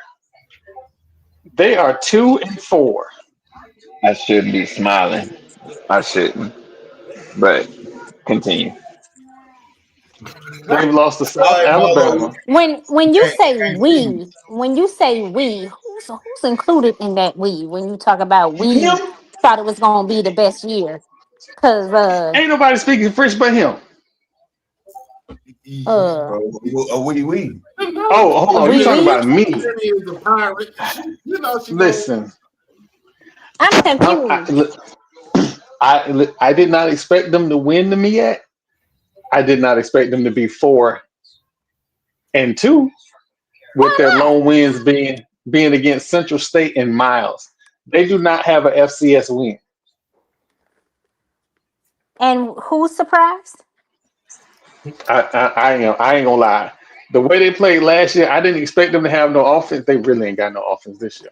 I didn't expect them to have no offense. But did you see their recruiting class? Like what? I'm just trying to.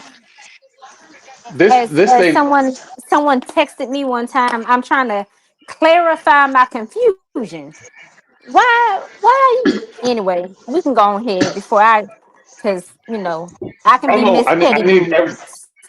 I just need everybody to know that the week of 10/25, I am trying to get early onto the show. I am trying to get E onto the show. Car keys? They're in our room. Because it is Howard Morgan State week that week. Whew. That clip gonna do numbers. You get Tom and Jerry on the show. That clip gonna do numbers. You gonna get Tom and Jerry on the show. Numbers, I tell you. I have faith that. So yeah, Morgan State should beat Virginia Lynchburg.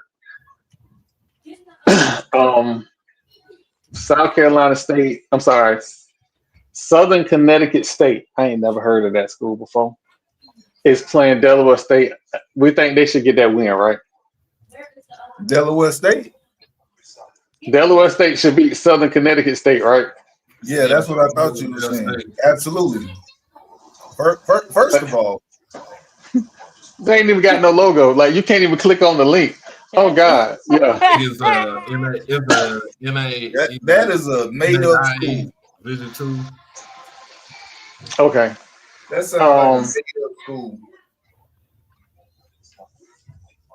I'm gonna say this: South Carolina State is at North Carolina A&T. A&T, right? It's G-Ho. No, it ain't G-Ho. G-Ho's the 25th, ain't it? Oh, G-Ho is this weekend. A&T by a Oh, lot. that's right. No. This weekend. Why? No. Danny, why do they call it? Why do they call it G-Home? Why do they call it the greatest homecoming on earth? And it still look like it's some. Let me go ahead and disassociate myself with these comments right now, because they already swear to God I hate on them. What, Go ahead and put this. my fellow East Coast sister, the former MEAC, one of the MEAC brethren. Why is it that they say their homecoming is the greatest on earth, but it looks like cows sitting on a pasture? It look real regular. Because they don't know no better. That's just like if you ain't never had filet mignon, you always gonna think sirloin is good and the best thing is smoking. So they can't help themselves. That's almost like going trick or treating and you always get them down candy corns Where's until the you mute go button to, at? Where's the until mute you button? go to a good neighborhood that give you Snickers. Hey, first of all, Marlo. First of all, what did candy corn do to you? Oh no, we're not finna do that. Bag of candy corn Man, next to candy my corn, bed candy. right now. I don't trust Candy nobody that corn, eats candy corn. Candy I ain't corn never is candy so tried corn, it. nasty. it is Not disgusting. when you eat them with peanuts. You gotta salt No, them And, with the only hey, Even with listen, the only and way peanuts. the Look, I'm only gonna way put to y'all eat on the candy new. I'm corn trying to put is y'all to on put a it new in the snack. trash. I'm putting y'all on a new snack this Halloween season. Get you a bag of candy corn and some planted salted peanuts. You take two candy corn for every 4 peanuts, oh my God, and you gonna that eat And has then them. you And it's throw the candy corn in the trash. That is no literally man, the only way to eat candy corn is no putting man. it candy in the corn. trash. See, Candy my corn wife really said ain't the same thing candy. until she tried it, and now she be partaking every time I bring out the bag of candy corn. I'm telling you, Candy corn is that candy that really ain't candy. Like candy is the stuff that you can put in your pockets in a wrapper. You put candy corn in your pocket, you gonna have a pocket full of sugar. you just don't have raw candy corn in your pocket. That's nasty. I'm just saying, Who puts raw candy corn in the pocket? it don't But, transport very well. but here's the thing though. I would never eat them by themselves. I would never just bust open the bag and start eating because it is too sweet. You can't do it. The peanuts, it turns it into It's an too all American nasty. That's snack. the problem. It ain't The got nothing to do peanuts with the too, sugar. It's just too nasty. they not nasty. They just too sweet. Too sweet. It I Y'all is. bet good. you if I, I I, bet you I, if you I, melt that, you could wax the floor with that stuff. I mean, I see candy that's corn. candy made I, out of sugar. I see candy corn in my store all day, every day because we on Halloween time right now. And yeah, I'll be like, you know what? I just want to throw all that shit in the trash, in the compact. Don't knock it till you try it. Candy corn and I have peanuts. tried it. Listen here, Have I you have tried them tried with it and I peanuts? still don't like it. Have you tried them with peanuts? I have I don't tried think. it and I don't like it. I don't Have want you to I, try tried? it with nothing else. That's the problem. I'm I would, like I said, no. I would never The eat them by problem is themselves. that it's nasty. That's the problem. Try I it wish, with I wish peanuts. you don't say It'll change your mind. Hey, I'm finna melt it and put it I, as wax on I my was just hardwood talking floors. about. I was just talking about somebody claiming they homecoming, the greatest homecoming on earth, or whatever they try to call it. I mean, everybody can name something. Everybody can say, the people know. I The mean, but people know. when you attach the title greatest, right? You're trying to create a selling point. Yeah. If I tell you this is the worst homecoming of all time, are you gonna go? hell no. Mm-mm. No.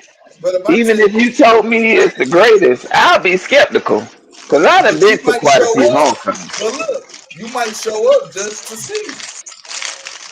Now But you're if it's skeptical, ass, but you're but curious. but if it's ass, I'm Oh, I'm gonna gonna tell tell you. everybody. Everybody. But look, they already won because you showed up. Ah, you still came though.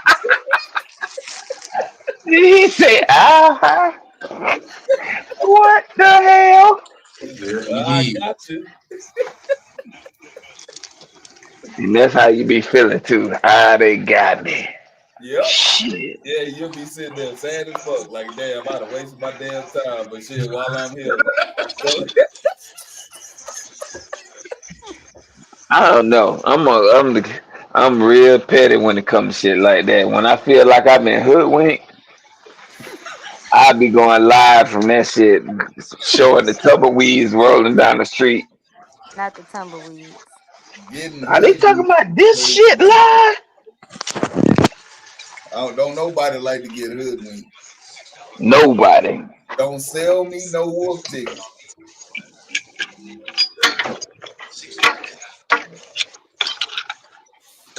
But I mean, whenever you have a homecoming game, you want the game to. Whenever it's homecoming, you want the game to be in the afternoon. That way, you can have all night to celebrate if you win. Yeah. But if you lose, I don't want to see nobody from the football team. Y'all just go ahead and go to sleep, man. Y'all just pack it up for the night. I don't want to see the coach. I don't want to see the coaching staff. I don't want to see the players. Y'all just go ahead and pack it in for the night, man. Well, Not just the game is at 1 o'clock. The game It's is at at one. 1 o'clock. Yeah. That's a good time. Because if you win, now you get from 4 on to start thinking about celebrating. But what you don't do is start thinking about celebrating at 1 o'clock. Because if you start thinking about celebrating at 1 o'clock, when the clock hit double zeros in the fourth quarter, you're gonna be looking at an L. Keep the main thing, the main thing. Main thing is go out there and win. All right. So Howard is playing Sacred Heart. I don't think Howard wins that game. No, I think Howard does win the game. You look You at think that? Sacred Heart, no, for real, because you look at Sacred Heart. Sacred Heart is not no world beaters. They have they have won their games by at least 7 points or less. They have not blown nobody out.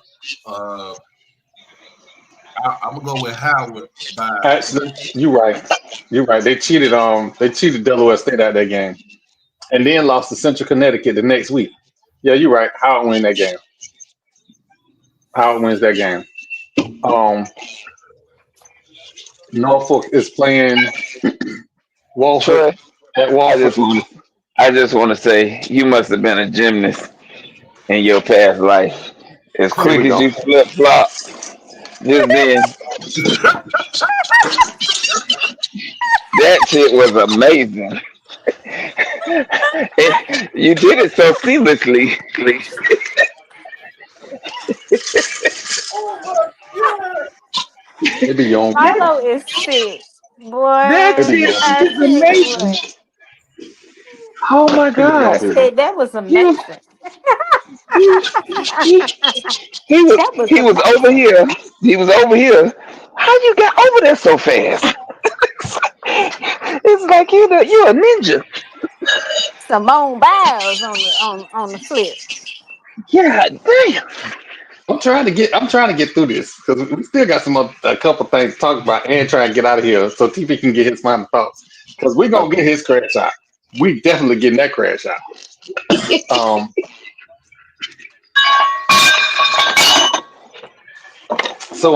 real quick, LeBron is gonna miss 2 weeks of the early NBA season with sciatica. That nigga turned 40, boy. He feeling everything. That's some Listen, old I was people about to shit. say sciatica is the 40-year-old disease. I promise you. That's I not a turned four disease. when I turned 40, everything started hurting from the waist down. I ain't even know could hurt. Boy, sciatica ain't no joke. That's that old people stuff. That's a man. No, I I hear had you. one earlier this year. Ooh, when I tell you when it hits me, it's a wrap. I ain't doing nothing. Man, my But I whole promise hip you, see, body hurt. this is why I need a man, right? And I got sciatica, baby. I'm gonna lay on this bed. You can rub on my booty real quick. Oh shit. Where is the? I did not see Okay. that one coming. I didn't see it coming. Now, I Wait didn't a see it coming. see the application. that shit is hilarious. Look at your application. Ain't got nobody. All right, so let me get through the last little topics real quick. Um, so for those who don't know, um, FSU's linebacker that got shot a couple months ago, Ethan Pritchard, he is out of the hospital. Um, That's good. I believe he's going to, if I'm not mistaken, he's going to a rehab facility. You did not see me tweet this out because I got this thing about bad stuff happening to kids. I don't have the emotional capacity for it, so that's why I didn't retweet it. Every time I seen it on my timeline, I just kind of went past it because if I start thinking about it, I'm gonna get angry because this should never happen. So Right. um, I just want him to get to a point where he can at least start walking and be mobile again. That's my prayer. Everything after that is a blessing. Um, the Yankees are no longer in the playoffs. Um, Can they I say did. Go ahead. Go ahead. fuck the Yankees? Oh wow. Okay. In other baseball news, the Rays have been sold. It is official. They are repairing Tropicana Field. Um, and the only place that has already approved money for a new stadium is St. Pete. Guess where you think they're gonna be at? Major League Baseball don't do nothing on no uncertainties. They wanted to make sure that there was gonna be a stadium before they let that team get sold. But we'll talk about that a little later, because they don't want to talk about details and all that right now because they know where they're gonna be at. So, ladies and gentlemen, for some of us, it's been a rough week this week. Um, our teams lost. It's been a rough week, but Not mine. Not me. My team didn't lose. I don't. I can't relate to that sentiment. you're right. Y'all don't lose to the playoffs, but never mind. Um, so TP, I know Hey, you you got to get wanted the floor. I'm gonna start muting people. I swear to God, TP, I know you wanted to get some stuff off your chest. So, sir, the floor is yours. All right, Longhorns. Where do I start? You overhype a kid because of his name, and then the season starts and it ain't what we thought it was gonna be, right? I think somebody said it. They was like, Arch Manning isn't a generational talent because generational talents don't wait 2 years to start. And I'm starting to think there might have been some truth to that sentiment. However, given the talent that is on the roster, we should be playing better than what we are doing. And that starts with the coaching staff, who has not been able to get it done. Yes, we won some games. When I look at all the games that we won, yeah, we should have won them. But a lot of the games we lost, we should have won those as well. Going back to when we played Washington in the playoffs, should have won. Playing Ohio State last year, we should have won. At some point, it's gonna have to be a restart. And Arch Manning, if you plan on declaring this year, I won't be mad. Sark, if you can't right the ship within these last 6, 7 weeks of the season, we might need to start looking for new leadership as well. And I'm trying to say this as nicely as possible because I feel like we are better than what we have put on the field. The real test is going to be this week in Oklahoma. If we go out there and get our pants pulled down, it needs to be a fire sale at the end of the season because we cannot. You just can't lose to Oklahoma like that. That is, you couldn't win the national championship, and now you can't beat Oklahoma. What the fuck are we doing? There's going to have to be a change in leadership. Will it happen? Probably not. Probably not this year. But if we have another abysmal season where we're losing the teams that we got no business losing to, and the head coach keeps his job, I'm gonna really be questioning who is running the athletic department at the University of Texas. So I just feel like we gotta start faster.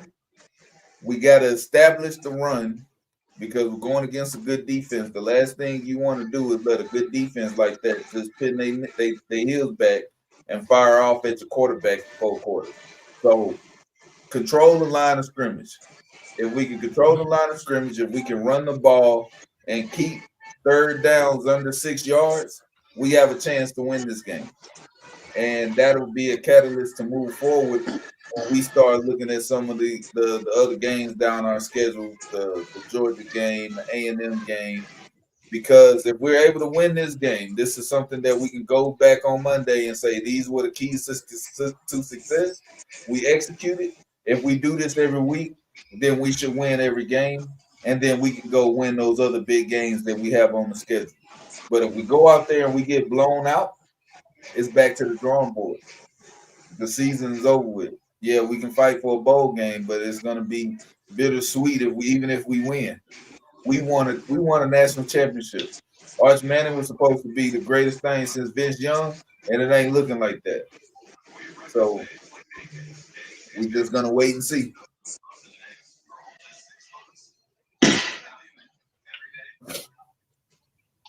Whew. Was what I was expecting, but cool. Boy, that damn turkey leg and that funnel cake ain't gonna taste right when they leave up out that stadium. They gonna be like, boy, this shit trash as hell. They gonna walk out the state fair and be like, man, I don't even feel like getting on no damn rides. Wow.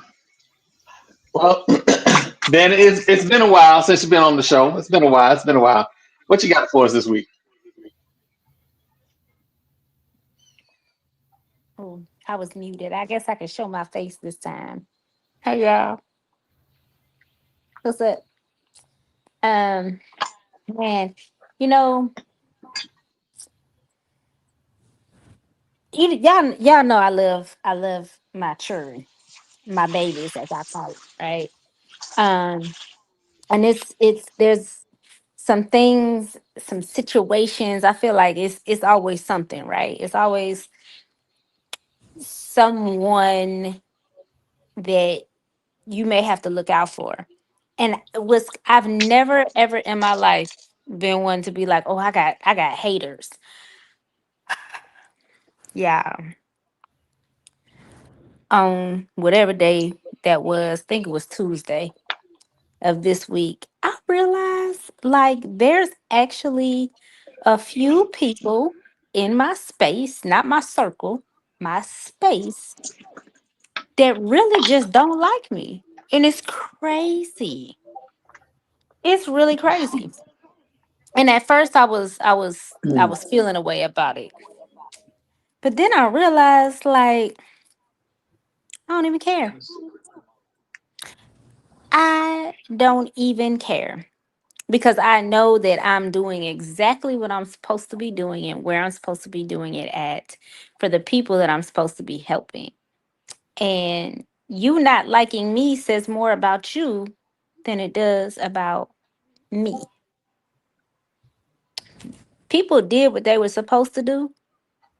They wouldn't even have time to think about what you're doing. And so I'm a firm believer in mind the business that pays you, but also do the business that pays you. Then you won't have to worry about somebody else doing the business that you're supposed to be getting paid for. Y'all see, I don't know if I can cross my eyes hard enough, but y'all see that? My eyes are crossing. Because what?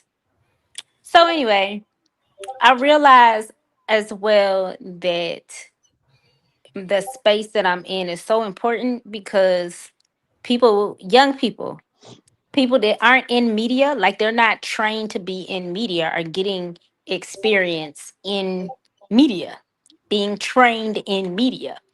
Um, Even though the school does not have that as their major, they don't have a mass communications program at the school. Um, So I believe that there are a lot of times God will put us in places and spaces and around people um to show that you don't have to be like everybody else. I don't have a background. I don't have a mass communications degree, right? But when I tell you that is not about to stop me from doing anything that I know I'm supposed to be doing. And so what Ludacris say, move, get out the way. That's the mindset that I have right now. Cause you either gonna get run over or you gonna get in the car and let's go. You either on this train or you getting run over. Either way, I don't care. Cause my train is not stopping. Does that sound right? I hope so. Cause y'all know I can talk a little crazy sometimes. Mm, sound about right. Okay, okay. And you know you're talking crazy if he say it sound about right. Right, right. Now I'm concerned. Now But they're gonna be like, oh, she getting a train right? No, that's not what I said. I said get on the train, my train. Oh Jesus, this went left real fast. Yeah. Say why? Now, come on now. Don't give me the disclaimer. Lord Jesus. Lord have mercy, Troy. But anyway, I just, I really want to encourage people. You're gonna have times where you like going through stuff. You're gonna have people that don't like you. And it's not that they may not even like you or they may not even know you to not like you. They just don't like that it's you. They don't like that it's you. And sometimes we could do stuff that outshines people, and that's where the problem comes in because we're actually doing better than them and doing more than them with less effort or less resources. And that's just it. That's just what it is. It's gonna happen. And I'm comfortable in knowing that the feathers that I have ruffled are because I'm doing what I'm supposed to do. And so if they hate, right? So that being said, I'm making my absolute shameless plug. My babies need y'all's support. Okay. We are in desperate need of new camera equipment, like desperate need. The camera that we were using was mine, it is broken. So, anything that y'all can do to support us will be amazing. You can donate um, through Cash App. I know that's very unconventional. Um, there is on that link. So that link does have a donate button, but here's the kicker: our internship program is not funded right now. So everything that we've been doing has been coming out of my pockets and the AD's pockets. So again, Cash App Suno Knights Athletics. And that's how you can donate directly to the internship program. Any support that y'all can give will be amazing. We're looking to raise about $3,500, which will get us our basic camera needs, our basic equipment. So I know I'm going a little long tonight, but I needed to give y'all some background so you understand the importance of what we're doing at the school and why your support is necessary. But that is all I have. Again, Cash App, Suno Nights Athletics. Please, please support us. And we've got about 7 interns right now who are really doing their thing. So any support that y'all can give would be great. Thank you. Bye bye. She said that so nice. She said that so nice. All right, ladies and gentlemen, look, I'm gonna be honest with y'all. Based on how he talked to me earlier, this could go real left, real fast. He been out of control since his regular ass Bucks been playing well. They finally got them a number one receiver, and they playing well. So, ladies and gentlemen, without further ado, the man, the myth, the menace. Marlo, what you got for us this week? Man, why you gotta be a menace? Golly, that is, you know why? I do not know how to respond to that comment, but I digress. I'm feeling real good right now, y'all. I gotta say, I'm really, I'm really feeling. I feel like a winner. Unlike our host, he ain't won. Like all his teams lost. I think their kickball team lost too. But I, I'm just gonna say this: it is very important to celebrate wins and losses, especially when you see the effort being put forward. Like those kids at Florida State could have melted in, not tried to come back in the game, but they didn't. So to me, that's a team that's fighting. So I celebrate them kids for not giving up, playing a good game.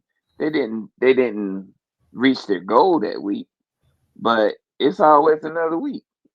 So and that's such as life. You always got to stay committed to being the best version of you can be. So me saying that, I'm in a good headspace right now. I feel like things are starting to get in the right lane for me. I feel like professionally, personally, I'm getting in a better space, and I just get up every day, put one foot in front of the other, and keep it moving. And I won't. That's my message to the masses. Get up every day, put one foot in front of the other, and and do your best that you got all the control of.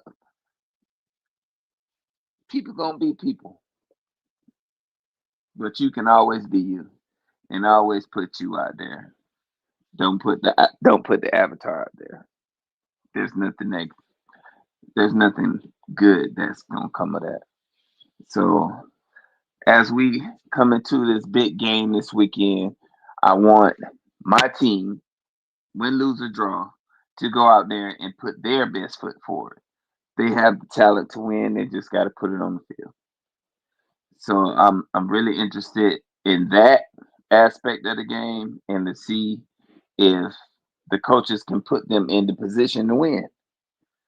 So I'm talking about FAMU, and I also will be leaving Tallahassee heading to Tampa for the Sunday game. So I'm very interested in this weekend, a good weekend of football. Um, that's all I got. I'm in a good space, y'all. Um, as in always, is fuck that school in Daytona and and that We almost school made it. and that school who say they America's team or America's school. Fuck them too. We almost made it. Almost. We almost made it.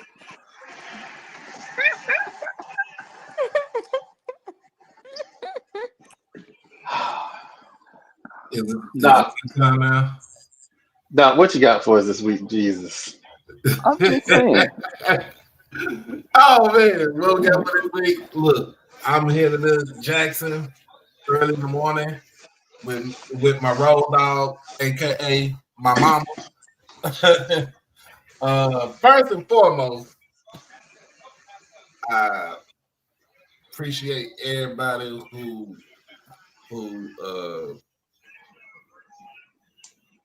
sent me, happy birthday wishes, and tuned in yesterday to the show. Still trying to get a little bit of donation left so we can make sure we can have everything And especially you gotta, leaving out of here in Dallas, we gotta stop at Buc-ee's. Gotta stop at Buc-ee's. But yesterday was my birthday. I turned a robust 46 years old yesterday. I don't look like I am in my mid-40s. I don't look like I am close to 50 by this time. And you know what they say? Black don't crack, goddamn it. Amen, amen. How about coach? But yes, now it's time to get serious. Of course, we talked, this week we found out that Kyron Lacy was pretty much innocent from everything from what had happened last year, and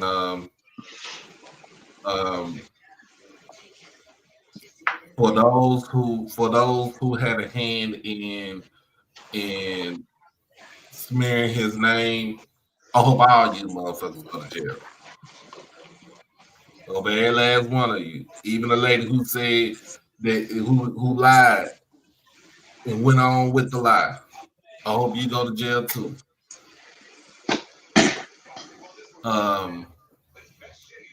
That young man supposed to be in the NFL right now. He was not supposed to have his life taken away from him at an early age.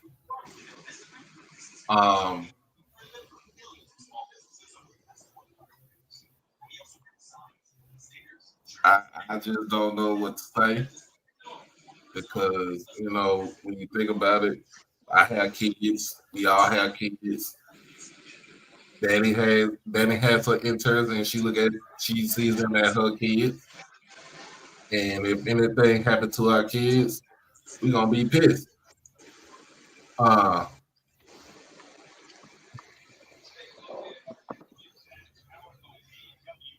But I have to say that, and then second on my list is since we in Louisiana and since we in the area of New Orleans, Mr. Derrick Rose, Mr. Groves, you are a fugitive. You was a fugitive in the eyes of the law. You escaped from what was it, Orleans Parish, the jail?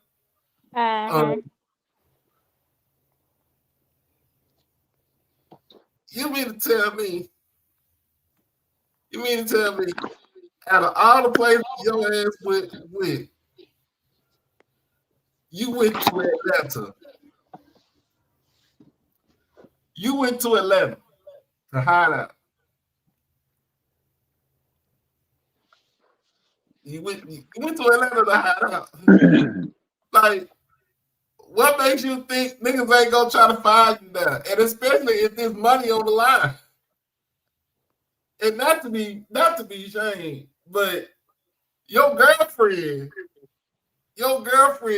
was the one that got you caught. You was on the run for 146 days. 146. Most prisoners escapees don't even last for a week or so. But you lasted for almost 4 months. And you got into an argument with your girlfriend.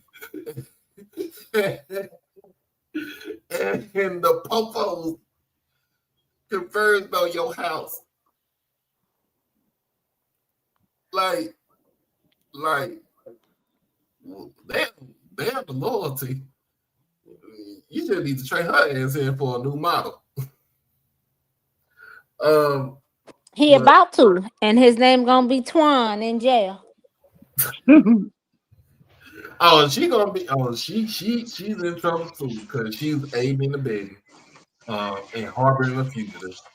So, but other than that, man, shout out to my Cowboys. Of course, we did. Yes, we did beat the Jets. It doesn't matter, but we still won. We still won a game.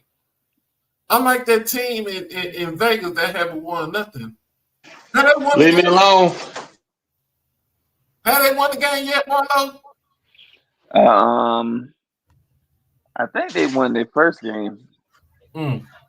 Hey, hey. But that's almost like taking your cousin to prom. Goodbye. It is time to go. Oh my goodness. Hey, look.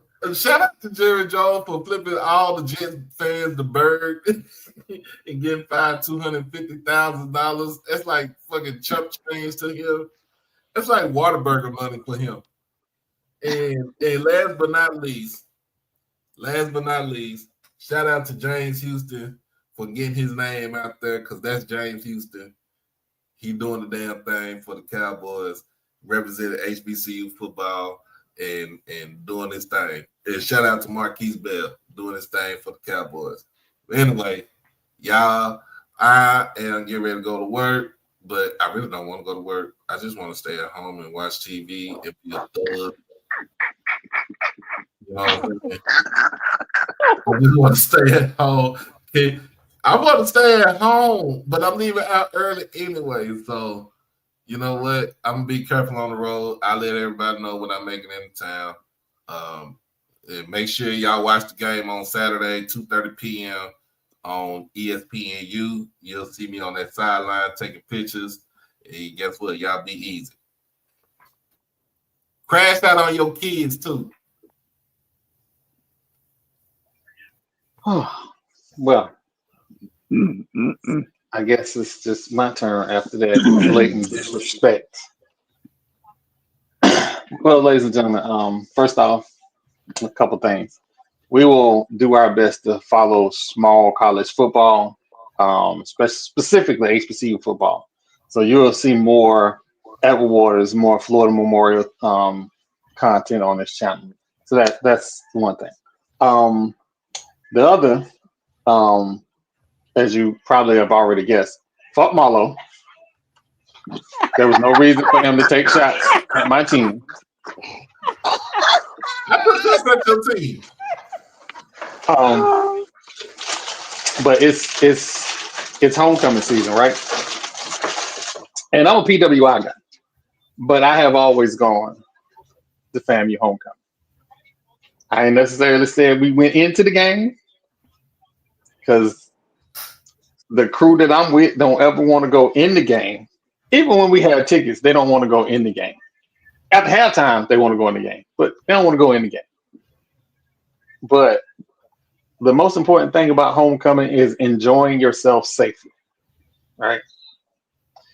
And for you people who did not go to HBCUs, who are not alumni, who take your raggedy ass to homecomings to show your ass, that's not what homecoming is about.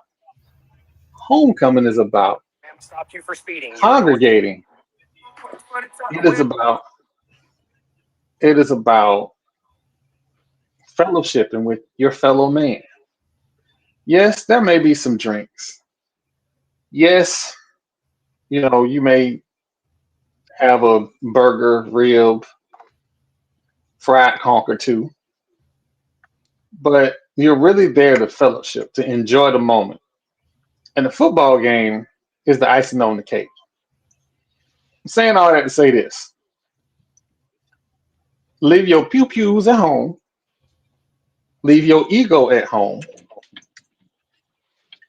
If you have a girlfriend or a wife that you're going to act absolutely stupid over something simple, stay your ass at home. You is the problem. It is homecoming. Somebody's going to notice her. Somebody's going to notice him. It's homecoming. People notice me. I had one eyebrow. I'm just fly like that, though. So I'm different. But it's important for you to enjoy yourself and go home. Enjoy yourself. Go home. If the notion in your head is, I might have to do, don't come. Don't mess it up for everybody else. We For those who aren't HBCU alums, we interlopers in this space. You're welcomed with open arms, but they will eventually have enough and say, "Nah, we good." Be safe. Now, um, for the other people on this podcast, um, the Bucks got two Super Bowl rings. Two. That's it. My Raiders ain't been to the Super Bowl in a million years and still got more than they do. The Cowboys ain't going to the Super Bowl no time soon. But we got 5. What have you done for me lately? We got 5 of them things. It's been 40 again, 40 years since y'all been to the Super Bowl. If your Super Bowls were so great, you wouldn't be trying to dig up your owner's dead mama. And I'm going to still dig up. Again, I'm cool with my fandom, with my team. They just better not win not another game. Not another. How can you be cool with your fandom and you don't want them to win? I realize that the team need to fill some holes. If you don't have draft picks, you can't fill those holes. I have accepted this. I have accepted the fact that Geno Hayes is trying to be the next Jameis Winston. I know this. I've accepted it. Jeez. Knowing is half the battle. I am not Delulu like some other people on this podcast that think they're going to win the Super Bowl. That Russell Wilson is in the game. Oh, we gonna win the Super Bowl. In my $100 bet that we're gonna win the Super Bowl gonna pay out quite nicely. Anyway, ladies and gentlemen, if you are not following Fat Mouth Sports, please go over to Fat Mouth Sports. You can get a quick link. Watch.fatmouthsports.net. We are at 197. We are trying to get to 500 subscribers. So just go to watch.fatmouthsports.net. Subscribe. It costs you nothing. It helps the podcast. We like to give y'all this content, give you this information. We put our hard-earned money, our hard-earned time into giving y'all some entertaining, thought-provoking, laughable content so that you can enjoy your day and lead with love. And as always,